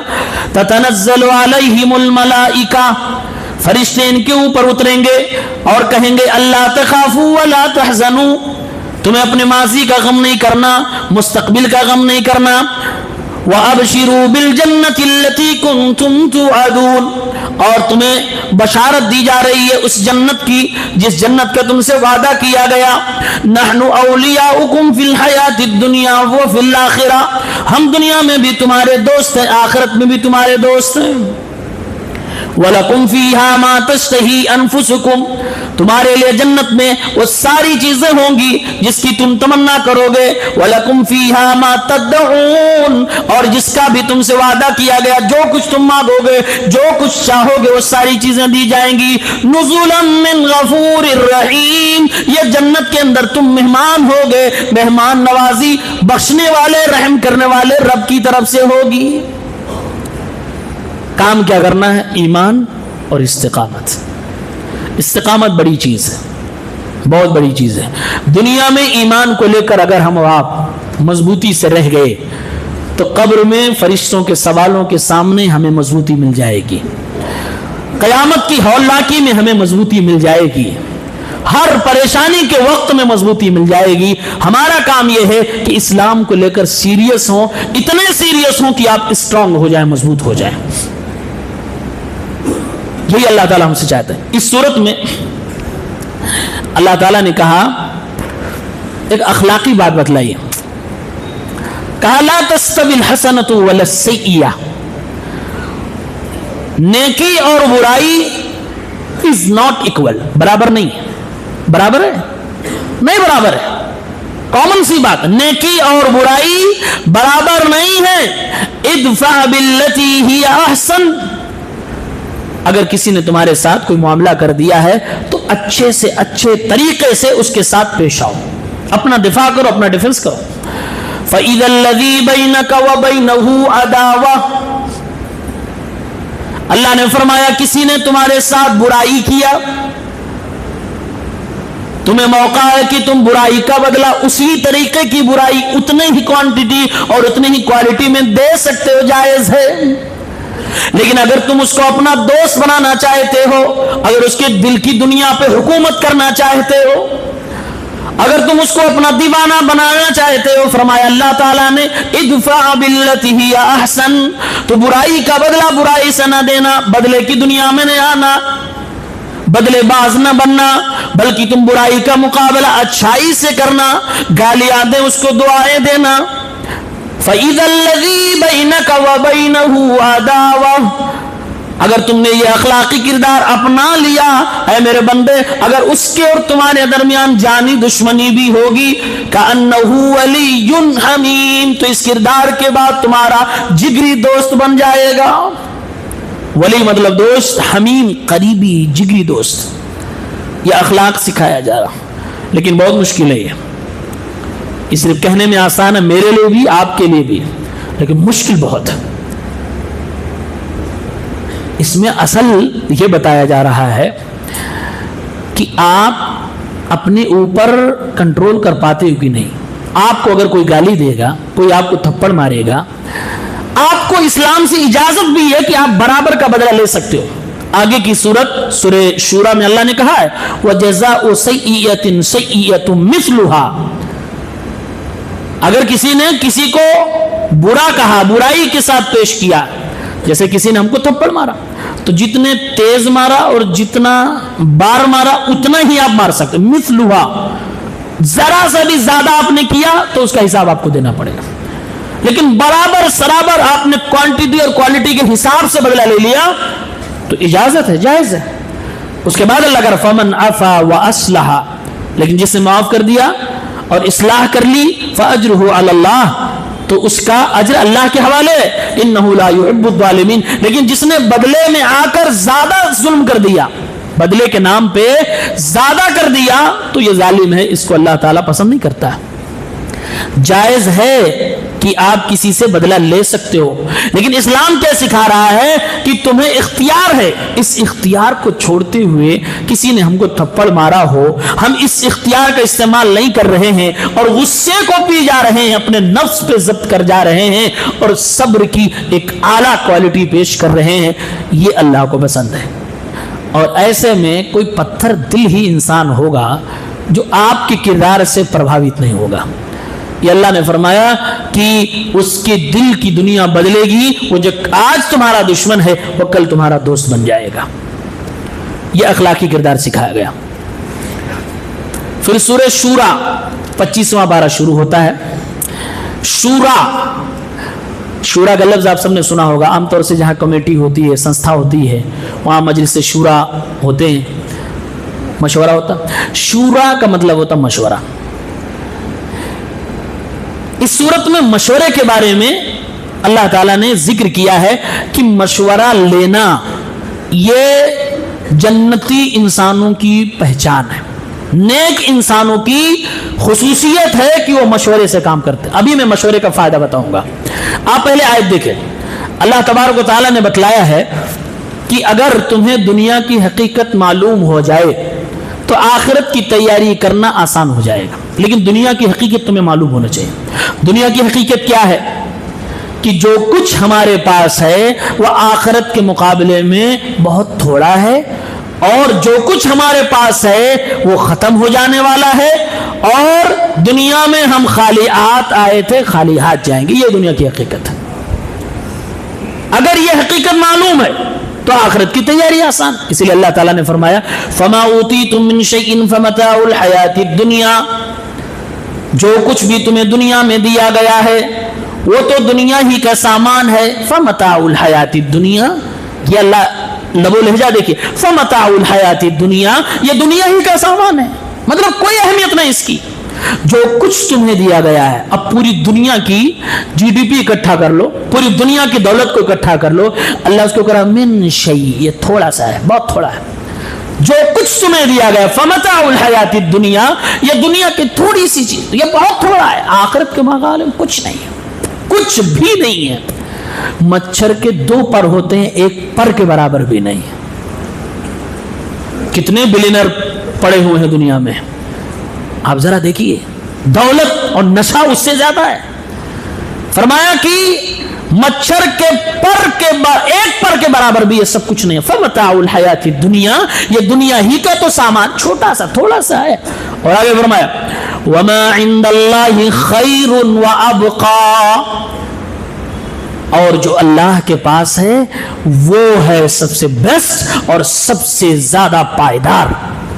ابقا, یہ ابقا جو صفت ہے یہ دنیا اور آخرت کی نعمتوں میں فرق کر رہی ہے. کیا کہا کہ یہ دنیا کی جو کچھ نعمتیں ہیں ایک دن ختم ہونا طے ہے, وہ نہیں ختم ہوگا تو تم ختم ہو جاؤ گے. اور آخرت نہ نعمت ختم ہونے والی ہے نہ تم ختم ہونے والے ہو. جو کچھ اللہ کے پاس ہے وہ سب سے بہتر ہے اور پائیدار ہے. یہ کس کے لیے ہے؟ اللہ کے پاس جو کچھ ہے کس کے لیے ہے؟ آگے بتایا للذین آمنوا وعلی ربہم یتوکلون, اللہ کے پاس جو کچھ ہے سب سے بہتر ہے ہمیشہ کے لیے ان لوگوں کے لیے جو ایمان لائے اور سوچ سمجھ کر ایمان لائے. ایمان لانے کے بعد وہ اللہ رب العالمین پر بھروسہ کرتے ہیں. ایمان اور بھروسہ 2 بات ہو گئی. اب اللہ تعالیٰ بتا رہا ہے ایمان اور بھروسہ اگر تمہارے پاس ہے تو 3 کام تمہیں نہیں کرنا ہے. آخرت کی نعمتوں کو پانے کے لیے بتایا جا رہا ہے یہ 3 کام تمہیں نہیں کرنا ایمان اور بھروسے کے بعد. والذین یجتنبون کبائر الاثم والفواحش واذا ما غضبوا هم یغفرون. یہ 3 کام نہیں کرنا ہے. کون سا 3 کام؟ بڑے بڑے گناہوں کو تمہیں چھوڑنا ضروری ہے, اور وہ تمام گناہوں کو چھوڑنا ہوگا جس کے اندر بے حیائی فحش پایا جاتا ہے, حد سے بڑھنا پایا جاتا ہے, وہ تمام فحش کاموں کو بھی چھوڑنا ہوگا. وَإِذَا مَا غَضِبُوهُمْ يَغْفِرُونَ, اور جب بھی تمہیں غصہ لگے غصے کی حالت میں معاف کرنا سیکھنا ہوگا, یعنی غصے میں کوئی ری ایکشن نہ دیا جائے, یہ بھی تمہیں چھوڑنا ہوگا. یہ 3 کام کرنا پڑے گا. تینوں چیزیں بہت مشکل ہیں. ام حسبتم ان تدخلوا الجنہ, جنت میں جانا آسان نہیں ہے, مشکل ہے. یہ 3 چیز چھوڑنا ہے. الکبائر, بڑے بڑے گناہ, سارے بڑے بڑے گناہ, اس سے بچنا پڑے گا. اچھا اس کے اندر وہ سارے گناہ آگے جو آگے آ رہے ہیں. دوسرا والفواحش, فحش اس کو کہتے ہیں جو حد کو کراس کر جائے اس کو فحش کہتے ہیں. اسی لیے فحش میں سب سے زیادہ وہ آتا ہے جس کو مراب زنا کہہ رہے ہیں. زناکاری, یہ زناکاری اتنا اس کے اوپر فٹ کر دیا گیا ہے کہ لفظ فحش بولا جاتا ہے تو زناکاری ہی مراد لی جاتی ہے, جبکہ فحش کے اندر وہ گناہ سب آ سکتے ہیں جو حد سے کراس لمٹ کر گئے. اور ज़िना क्यों इतना बड़ा गुनाह, क्यों इसको फहश कहा जाए, जानते हैं क्यों?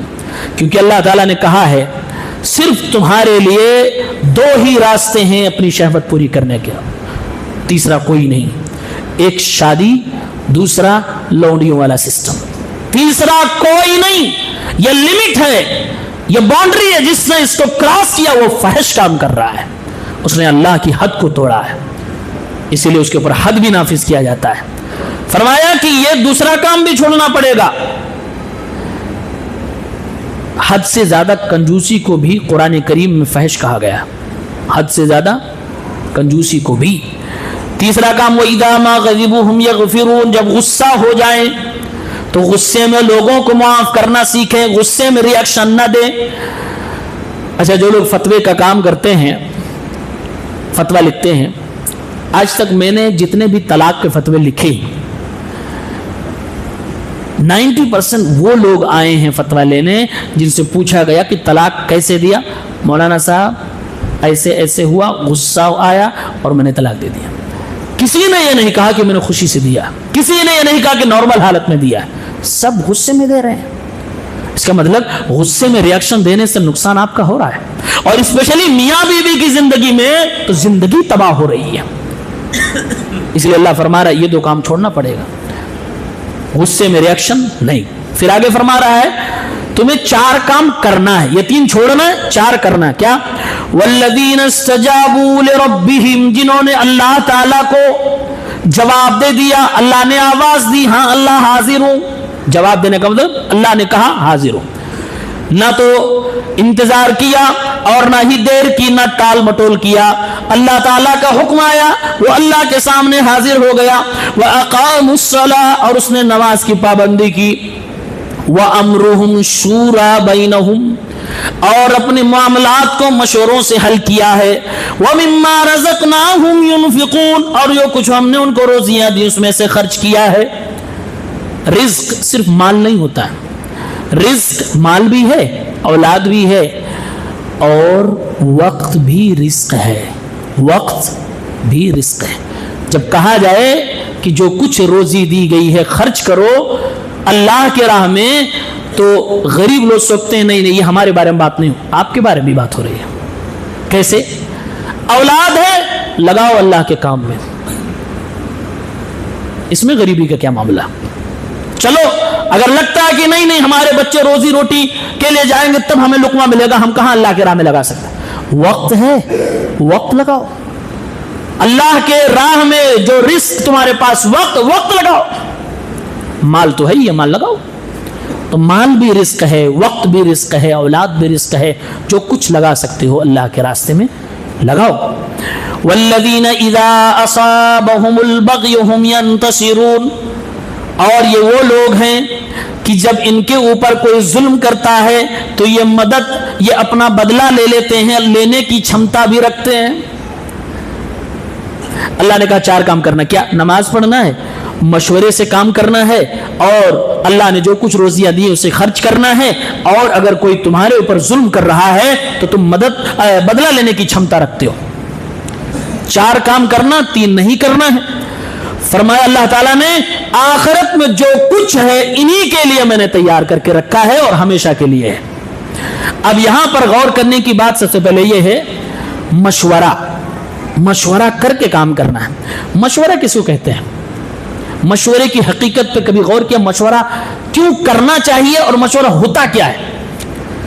इस आयत पे अगर आप गौर करेंगे और इस लफ्ज पे गौर करेंगे आपको पता चल जाएगा, 2 जवाब मिल जाएगा कि मशवरा क्यों करना चाहिए और किससे करना चाहिए। अब बहुत इंपॉर्टेंट क्वेश्चन है ये, क्यों करना चाहिए और किससे करना चाहिए। बहुत सारे लोग ओवर कॉन्फिडेंस होते हैं, मोस्ट स्मार्ट होते, बोलते मैं किसी से नहीं पूछता, किसी से। क्यों नहीं भाई?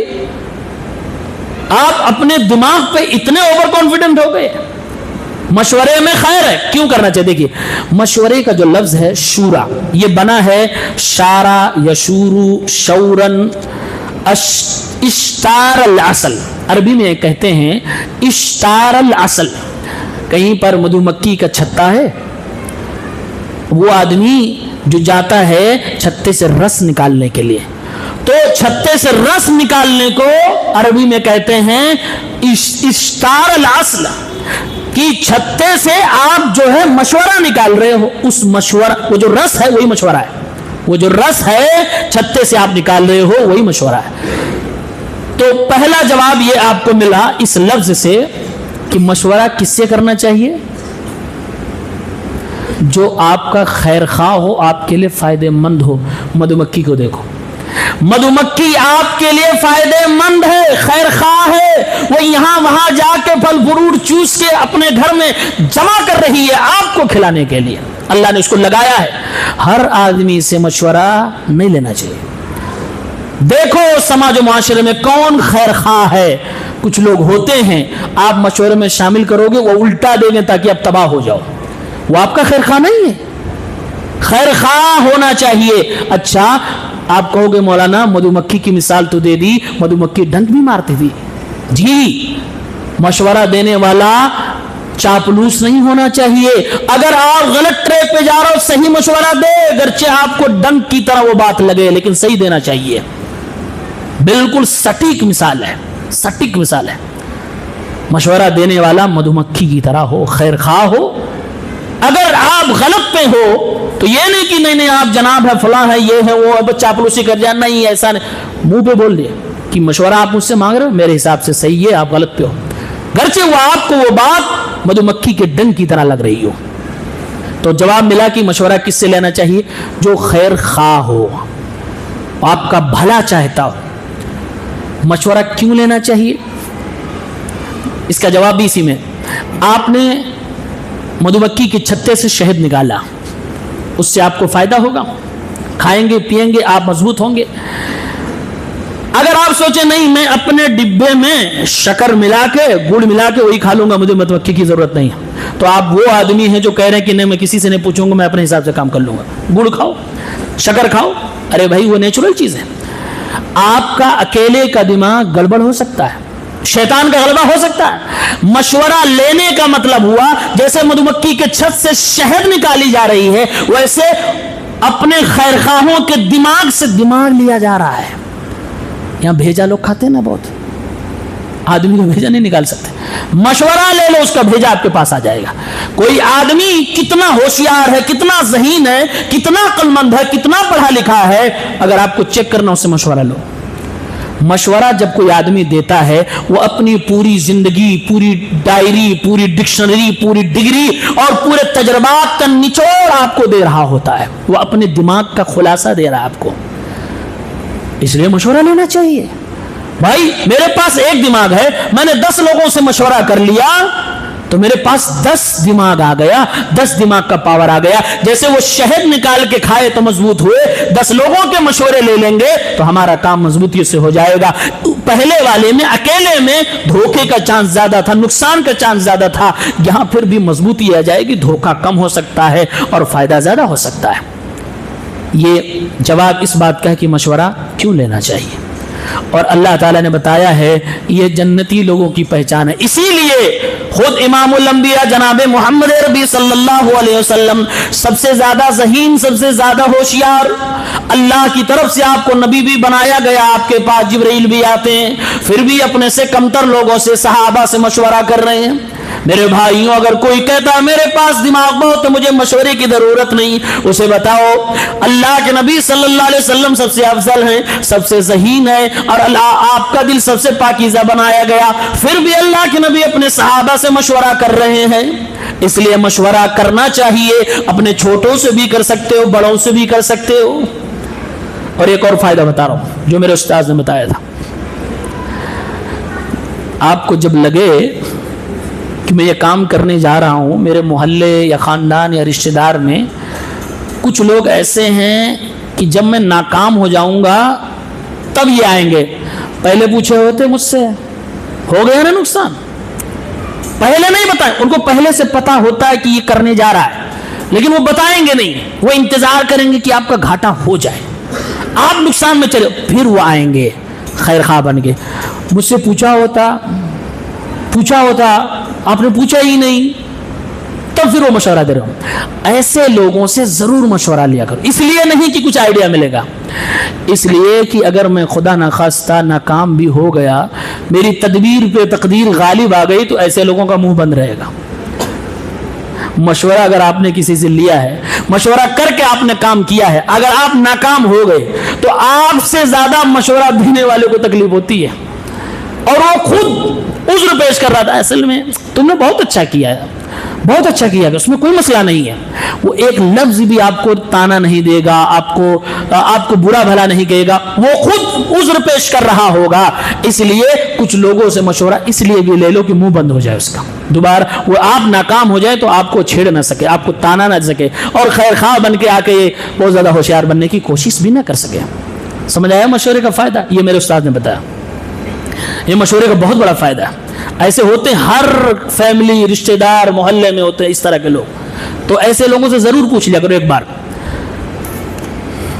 ایک چیز ان آیتوں میں ہمیں اور آپ کو دیکھنے کو ملی، شاید آپ لوگوں نے نوٹس کیا ہوگا، اللہ تعالیٰ نے پہلے فرمایا کہ ایک کام ان جنتیوں کو نہیں کرنا، وہ یہ کہ غصے میں ان کو معاف کر دینا ہے، غصے میں کسی کے اوپر بدلے کی بھاونا سے حملہ نہیں کرنا ہے، اور اس کے بعد اخیر میں کہا جب ان پر کوئی ظلم کرتا ہے تو یہ بدلہ لے سکتے ہیں، اور لیتے بھی ہیں، چھمتا رکھتے ہیں، دونوں باتیں ٹکرا نہیں رہی ہیں، ادھر کہا جا رہا معاف کرتے ہیں اور ادھر کہا جا رہا کہ بدلہ لے لے، اور ایک دو تین آیتوں کے بیچ ہی میں یہ بات کہی گئی۔ اس کا کیا مطلب؟ یہ تابعی ابراہیم نخعی نے اس کا جواب دیا اور کہا کان المؤمنون یکرہون ان یستذلوا وکانوا اذا قدروا عفوا، تفسیر ابن کثیر میں جملہ مل جائے گا صحیح سند سے۔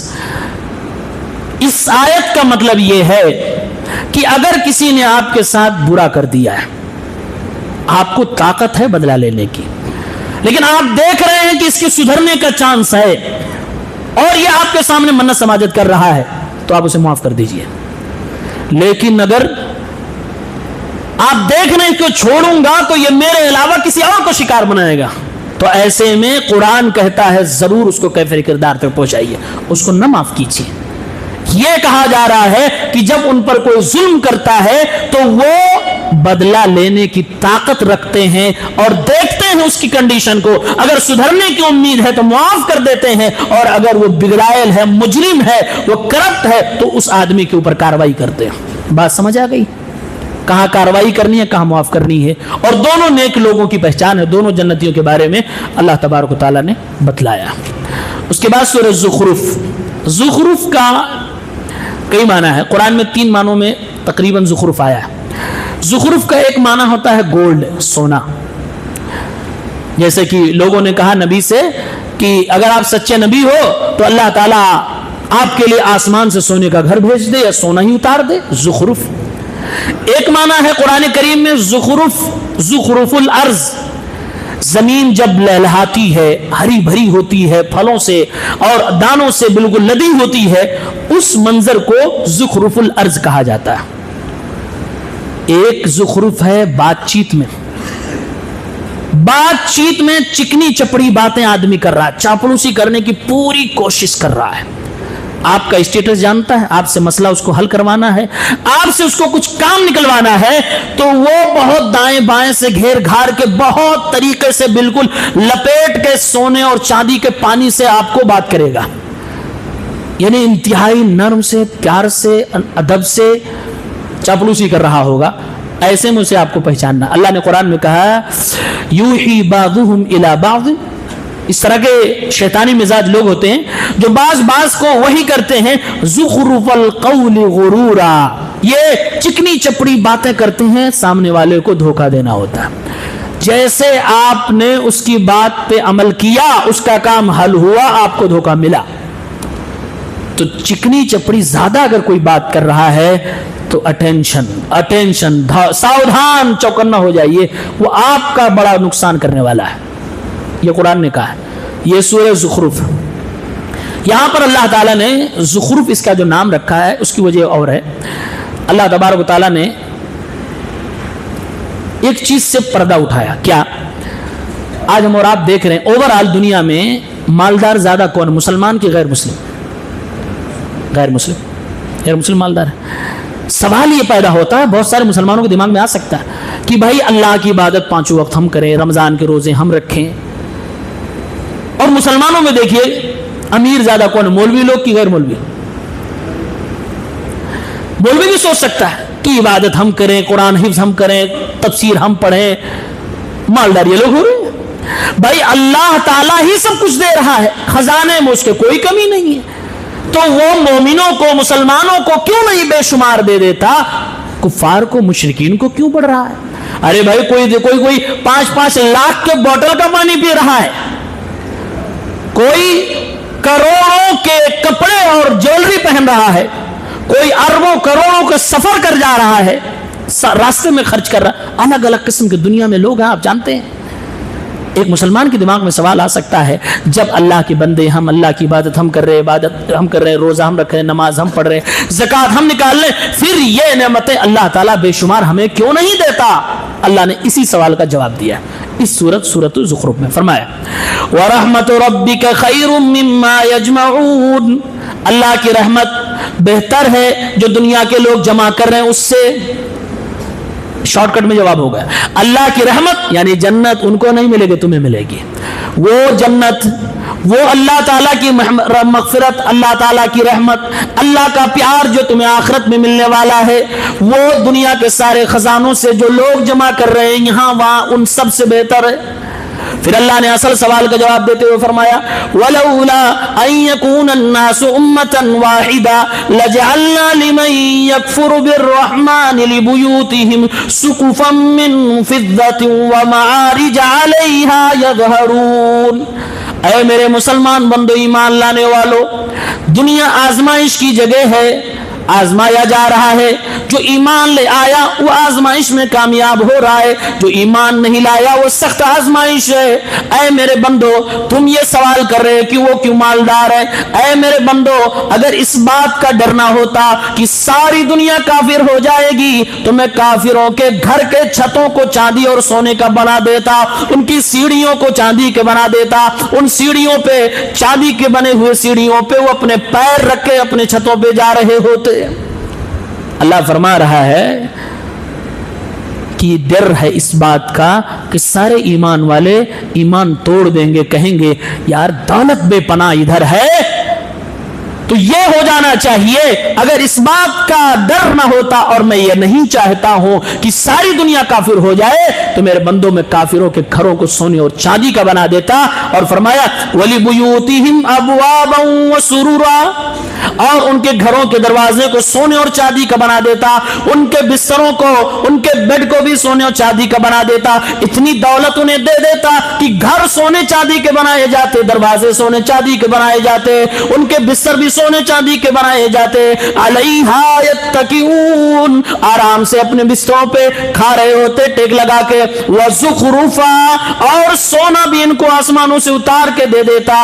व इन कुल्लु ज़ालिका लम्मा मताउल हयातिद दुनिया। ऐ मेरे बंदो, लेकिन एक बात तुम समझ लो कि ये सारी की सारी चीजें दुनिया की ही चीज है, बहुत थोड़ी चीज है। वल आखिरतु इंदा रब्बिका लिल मुत्तकीन, आखिरत में जन्नत मेरे मुत्तकी बंदों के लिए है। जवाब मिल गया। अल्लाह फरमा रहा है, मैसेज ये है कि दुनिया में अमीरी गरीबी मैंने दोनों में रखी है। कहीं कोई मुसलमान बहुत अमीर है, कहीं बहुत अमीर वो लोग हैं, लेकिन ओवरऑल वो ज्यादा है। अल्लाह फरमा रहा है ये आजमाइश का हिस्सा है। अगर तुम्हारे डगमगा जाने का डर ना होता तो मैं काफिरों को दुनिया की सारी निमतें कदमों में डाल देता। क्यों? इसलिए कि आखिरत में उन्हें कुछ नहीं देना है। इसी बात को अल्लाह के नबी ने हदीस में फरमाया लौ कानति दुनिया तअदिलु इंदल्लाहि जनाह बऊदा मा सका काफिरन मिनहा शरबता मा औ शुरबता मा।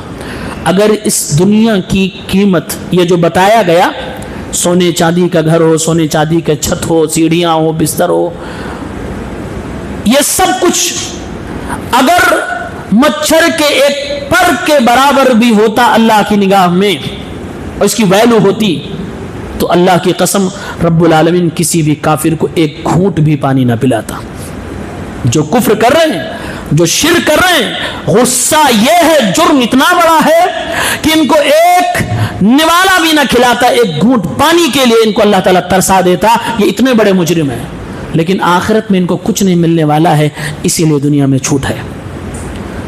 गोया दूसरा मैसेज ये मिला, मुसलमानों, कुफ्फार की दौलत को देखकर धोखा मत खाना। یہ مت سمجھنا کہ ان کو دے رہا اس کا مطلب خوش ہے، نہیں، یہ آزمائش کا حصہ ہے۔ غریبوں تم بھی یہ مت سمجھنا کہ دنیا میں جس کو مل گیا اس سے اللہ خوش ہے، کوئی ضروری نہیں ہے۔ ملنے کے بعد اصل انسان کی آزمائش ہوتی ہے کہ وہ اللہ کو خوش کرنے والا کام کر رہا ہے کہ نہیں کر رہا ہے۔ اسی لیے ابن حجر رحمۃ اللہ علیہ ایک بار سواری سے جا رہے تھے، تو اس زمانے میں کھچر یا گدھے کی سواری ہوتی تھی، تو پیچھے بیٹھنے کے لیے بنا ہوا تھا، جیسے آج کے زمانے میں رکشہ ہوتا، پیچھے وہ بیٹھے ہوئے تھے۔ وہ جو گدھا یا کھچر جو چلا رہا تھا اس کا مالک تھا، وہ غیر مسلم تھا، اور یہ اس میں بیٹھے ہیں کیونکہ یہ جج تھے۔ تو اس نے کہا جناب عالی مجھے ایک سوال پوچھنا ہے۔ کہا بتائیے۔ کہا آپ لوگ کہتے ہیں کہ دنیا مسلمانوں کے لیے قید خانہ ہے اور کافر کے لیے جنت ہے، لیکن میں اگر اپنی اور آپ کی زندگی پہ غور کرتا ہوں تو دیکھیے جناب عالی آپ بیٹھے ہوئے ہیں اور میں چلا رہا ہوں، تو یہ تو الٹا لگ رہا ہے۔ بات سمجھ گئے کہ نہیں؟ سوال سمجھ گئے اس کا؟ کہا آپ بیٹھے ہیں بڑھیا سے ٹھاٹ باٹ سے اور آپ کسی کورٹ کے جج، اور میں دیکھیے رکشہ چلا رہا ہوں، میں گدھا چلا رہا ہوں، سواریاں دو پیسے اکٹھا کر رہا ہوں، تو میری دنیا تو زندگی میں جہنم بنی ہوئی ہے، اور آپ تو دنیا میں جنت میں ہو، عیش میں ہو۔ ابن حجر رحمۃ اللہ علیہ نے بڑا پیارا جواب دیا اور کہا سنو، آخرت میں جو مسلمانوں کو ان کی ایمان اور توحید کی وجہ سے ملنے والا ہے اس کے مقابلے میں دنیا کی بڑی سی بڑی نعمت جیل سے کم نہیں ہے، اور آخرت میں تمہیں جو عذاب ملنے والا ہے کفر کی وجہ سے اس کے مقابلے میں دنیا کی ساری بڑی سے بڑی نعمتیں تمہارے لیے جنت ہی ہیں۔ نہیں سمجھے؟ کہا یہ جو مسلمان کے لیے دنیا قید خانہ ہے، یہ قید خانے کو جنت سے کمپیئر کرو۔ مسلمان دنیا میں کتنا بھی امیر ہو جائے، جنت کی طلب سے اس کو چھٹکارا نہیں رہے گا۔ امیر کروڑ پتی ارب پتی مسلمان کے سامنے بھی جنت کی آیتیں رکھ دو تڑپ جاتا ہے اور کہے بغیر نہیں اللہم انی اسألک الجنہ، مانگتا ہے جنت، کیونکہ دنیا جنت کے سامنے قید خانہ ہے، چاہے جتنی اچھی ہو، اور جہنم جتنی خطرناک ہے۔ دنیا میں تم چاہے جتنے تکلیف میں ہو اس کے مقابلے میں تم جنت میں ہو۔ بیٹا یہاں جو ہو بہت آرام ہے، ابھی تو رکشے ہی چلا رہے ہو، وہاں جل بھس جاؤ گے، وہاں جہنم میں جانے کے بعد دنیا کا ایک سکھ بھی باقی نہیں رہے گا، پتہ نہیں رہے گا، یاد نہیں رہے گا۔ یہ ہے اس حدیث کا مطلب۔ تو ہو سکتا ہے کوئی مسلمان زندگی اچھی گزار رہا ہو، اللہ کا شکر ادا کر رہا ہو۔ اس کے بعد سورہ دخان، اللہ تعالیٰ نے اس میں جہنمیوں کے کھانے کے بارے میں کہا ان شجرۃ الزقوم، زقوم پھوار کا درخت ہے، تھوار کا درخت ہے، کہا یہ درخت جو ہے طعام الاثیم، یہ گنہگاروں کا کھانا ہے، کالمہل یغلی فی البطون، یہ کانٹے دار درخت گنہگاروں کا کھانا ہے، جہنمیوں کا کھانا ہے۔ کیسے ہوگا کھانا؟ اللہ نے فرمایا یہ درخت تل چھٹ کی طرح، تل چھٹ سمجھ رہے ہیں؟ ایک بڑی سی کڑاہی میں کوئی کچھ فرائی کر رہا ہو، ایک مہینے تک اسی میں فرائی کرے، اور لاسٹ میں جو کچڑا بچے گا بالکل کنارے لاسٹ والا، اس کو تل چھٹ بولتے ہیں۔ یا پھر مہل کا مطلب ہوا جیسے تانبے کو پگھلا دیا گیا، پگھلا ہوا تانبا کا وہ درخت پگھلے ہوئے تانبے کی طرح ہوگا، اور جیسے جہنمی کھائے گا یغلی فی البطون، پیٹ کے اندر کھولنے لگے گا، وہ برداشت ہو جائے گا؟ نہیں ہوگا۔ اللہ تعالیٰ ہم سب کو جہنم سے بچائے۔ فرمایا کغلی الحمیم، جیسے گرم پانی کھولتا ہے ہانڈی کے اندر، اللہ مثال دے رہا ہے کیونکہ پیٹ کے اندر کھولنے والی چیز کو دیکھ نہیں پا رہے ہو، ہانڈی کو دیکھو، جیسے گرم پانی کھول رہا ہے ایسے وہ زقوم کا درخت پیٹ میں جانے کے بعد کھول رہا ہوگا، جو کہ تانبے کی طرح پگھلا ہوا ہوگا۔ یہ درد ہوگا کھانے والوں کا۔ کھانا کیا ملے گا؟ اللہ آگے فرما رہا خذوہ فاعتلوہ، اے میرے فرشتوں اس کو پکڑو اور گھسیٹو، الی سواء الجحیم، گھسیٹ کر جہنم کے بیچو بیچ تک لے جاؤ، ثم صبوا فوق رأسہ من عذاب الحمیم، جہنم کے بیچو بیچ میں اس کو کھڑا کرنے کے بعد اس کے سر کے اوپر گرم پانی کا عذاب ڈال دیا جائے، ذق انک انت العزیز الکریم، پھر کہا جائے گا کھا یہ درخت کھا یہ تانبے کی طرح پگھلا ہوا جو تیرے پیٹ کو کھولا رہا ہو، اور یہ گرم پانی یہ تیرے اوپر ڈالا جا رہا ہے، اس کا مزہ چکھ، تو دنیا میں بڑے عزت و آبرو کے ساتھ رہا کرتا تھا۔ کیا مطلب ہے؟ دنیا میں جو عزت سے ہے اس کو سزا ملے گی؟ نہیں۔ دیکھیے ایک فارمولا جان لیجئے، آپ کی آزادی وہیں تک ہے جہاں دوسرے کی آزادی نہ چھنتی ہو۔ آپ عزت دار رہیے، طاقتور رہیے، لیکن آپ کی عزت کی سیما وہاں جا کے ختم ہو جاتی ہے جہاں آپ دوسرے کو ذلیل کرنے لگتے ہیں۔ دوسرے کو آپ عزت دار بنیے، اچھی بات، لیکن عزت دار اتنا نہ ہو جائیے کہ آپ ساری دنیا کو حقیر سمجھ رہے ہو، ذلیل سمجھ رہے ہو۔ آپ طاقتور بنیے لیکن اتنے طاقتور نہ بن جائیے کہ آپ جس کو چاہ رہے ہیں تماچا مار رہے ہیں، جس کو چاہ رہے ہیں لوٹ رہے ہیں، جس کو چاہ رہے ہیں پریشان کر رہے ہیں۔ طاقتور بنے، عزت دار بنے، لیکن دوسرے کو حقیر سمجھ کے، دوسرے کو ظلم کر کے نہیں۔ اسی لیے اللہ فرما رہا ہے کھا یہ درخت کھا، دنیا میں تو نے میرے بندوں کو بہت ستایا ہے، بہت ظلم کیا ہے، بہت چھیڑا ہے، بہت ان کو ذلیل کیا ہے، اس لیے تجھے یہ سزا دی جا رہی۔ اس لیے آگے کہا ان ھذا ما کنتم به تمترون، یہ انہی چیزوں کا بدلہ ہے جس کے بارے میں دنیا میں تمہیں شک تھا کہ مرنے کے بعد پتہ نہیں بدلہ ملے گا کہ نہیں ملے۔ آخری چیز سورہ جاسیہ 25ویں پارے کی آخری سورت، اس میں اللہ تعالیٰ نے فرمایا اللہ الذی سخر لکم البحر، اللہ تعالیٰ نے سمندر کو تمہارے لیے مسخر کر دیا ہے، لتجری الفلک فیہ، تاکہ کشتی اس کے اندر اللہ کے حکم سے چلے، ولتبتغوا من فضلہ، اور تم اللہ تعالیٰ کا فضل تلاش کرو، ولعلکم تشکرون، اور تم شکریہ ادا کرو۔ اللہ نے اس آیت کے اندر جواب یہ دیا ہے، اور یہ موجودہ زمانے میں بہت اچھے سمجھ میں آئے گا آپ کو اگر آپ نیوز سے اپڈیٹ ہیں۔ کہا سمندر کو تمہارے تابع کر دیا ہے، گھوڑا سواریاں تمہارے تابع ہیں، جانور جتنے ہیں جس سے سواریاں کی جاتی ہیں سب انسان کے تابع ہیں۔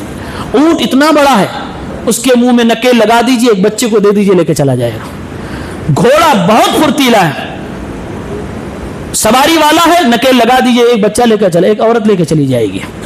شیر کو تابع نہیں بنایا گیا، چیر پھاڑ کے کھا لے گا۔ تو جو سواریوں کے لائق ہیں اللہ تعالیٰ نے ان کو تابع بنا دیا۔ بائک آج سواری کے لیے بنائی گئی، بائک میں بریک کیوں لگایا گیا؟ تاکہ وہ آپ کے تابع رہے۔ جو میکینیکل چیز ہے اس میں بریک لگا کر، اس میں سیفٹی چیزیں بڑھا کر آپ کے تابع اس کو کیا گیا ہے۔ اور یہ مائنڈ اللہ تعالیٰ نے دیا ہے، یہ جانوروں سے لیا ہوا ایڈاپٹڈ مائنڈ ہے۔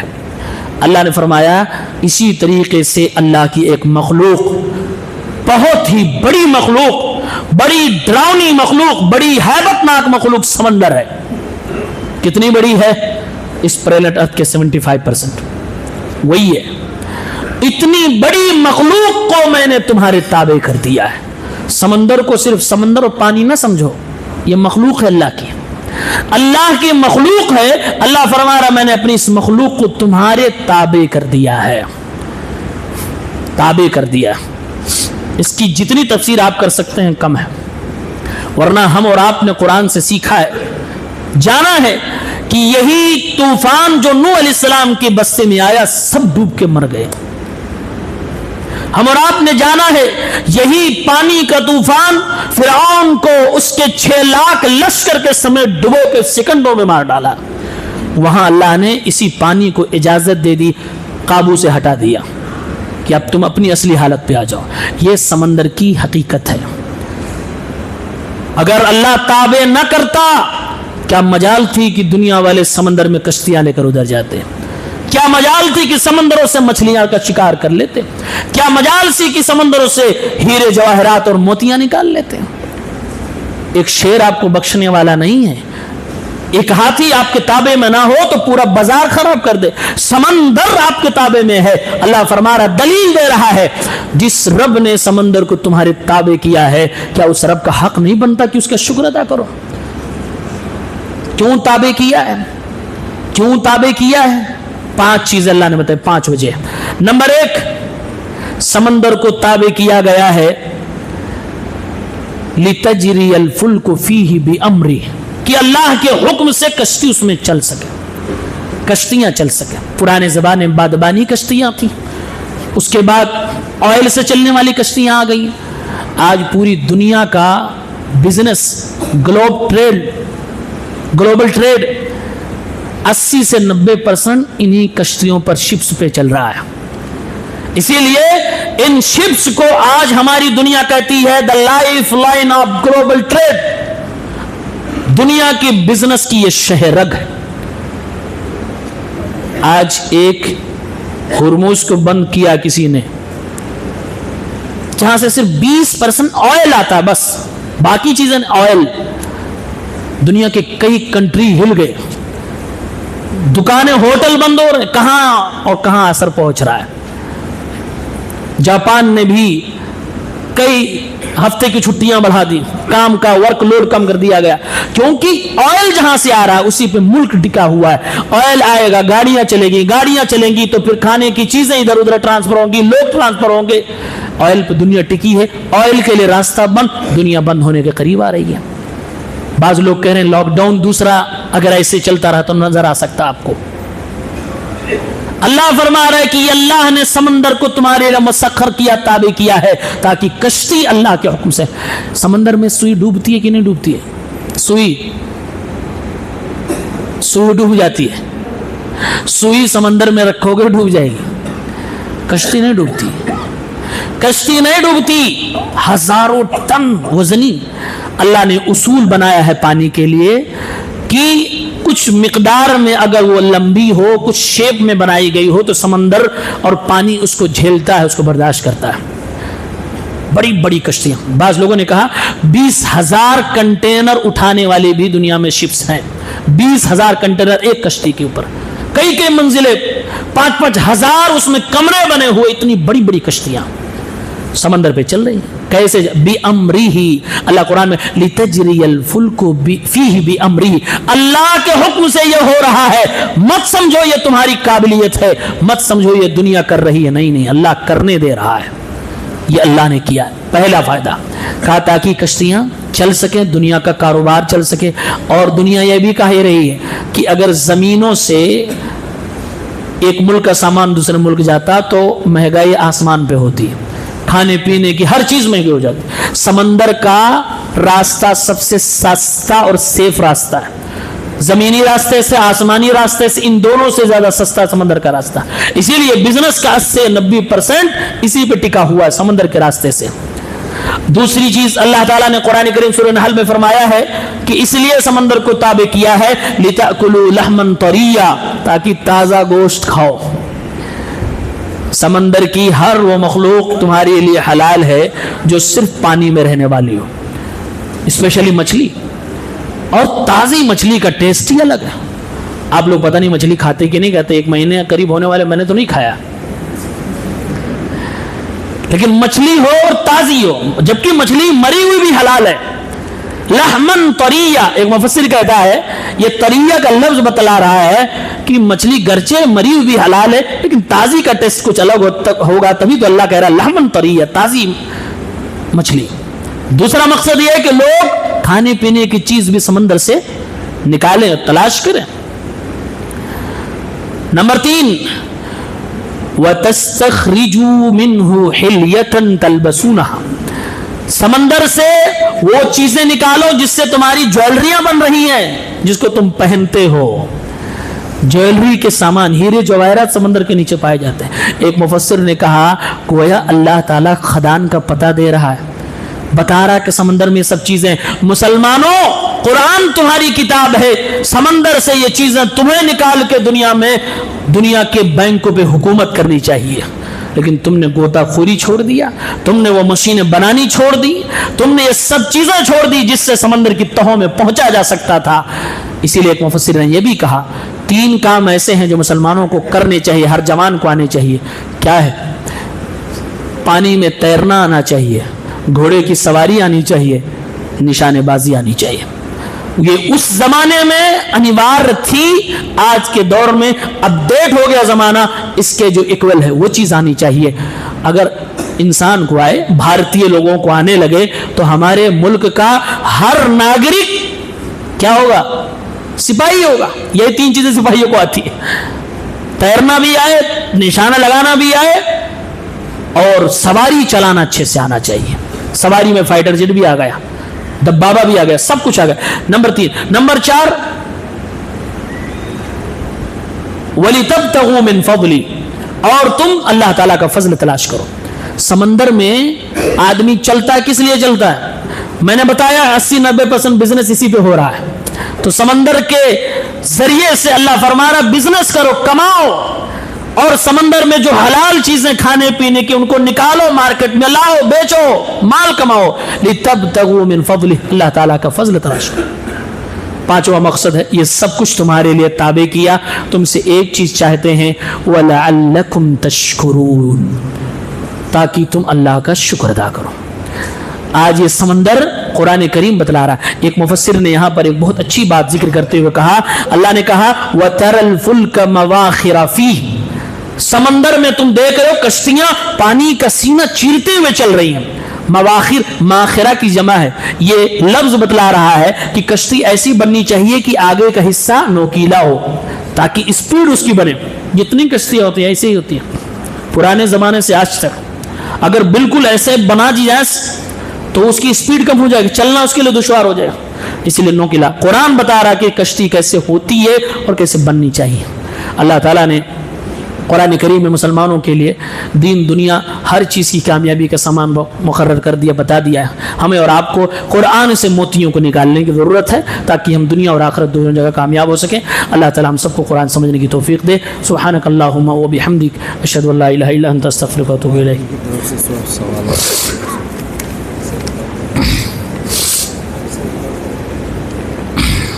नहीं कर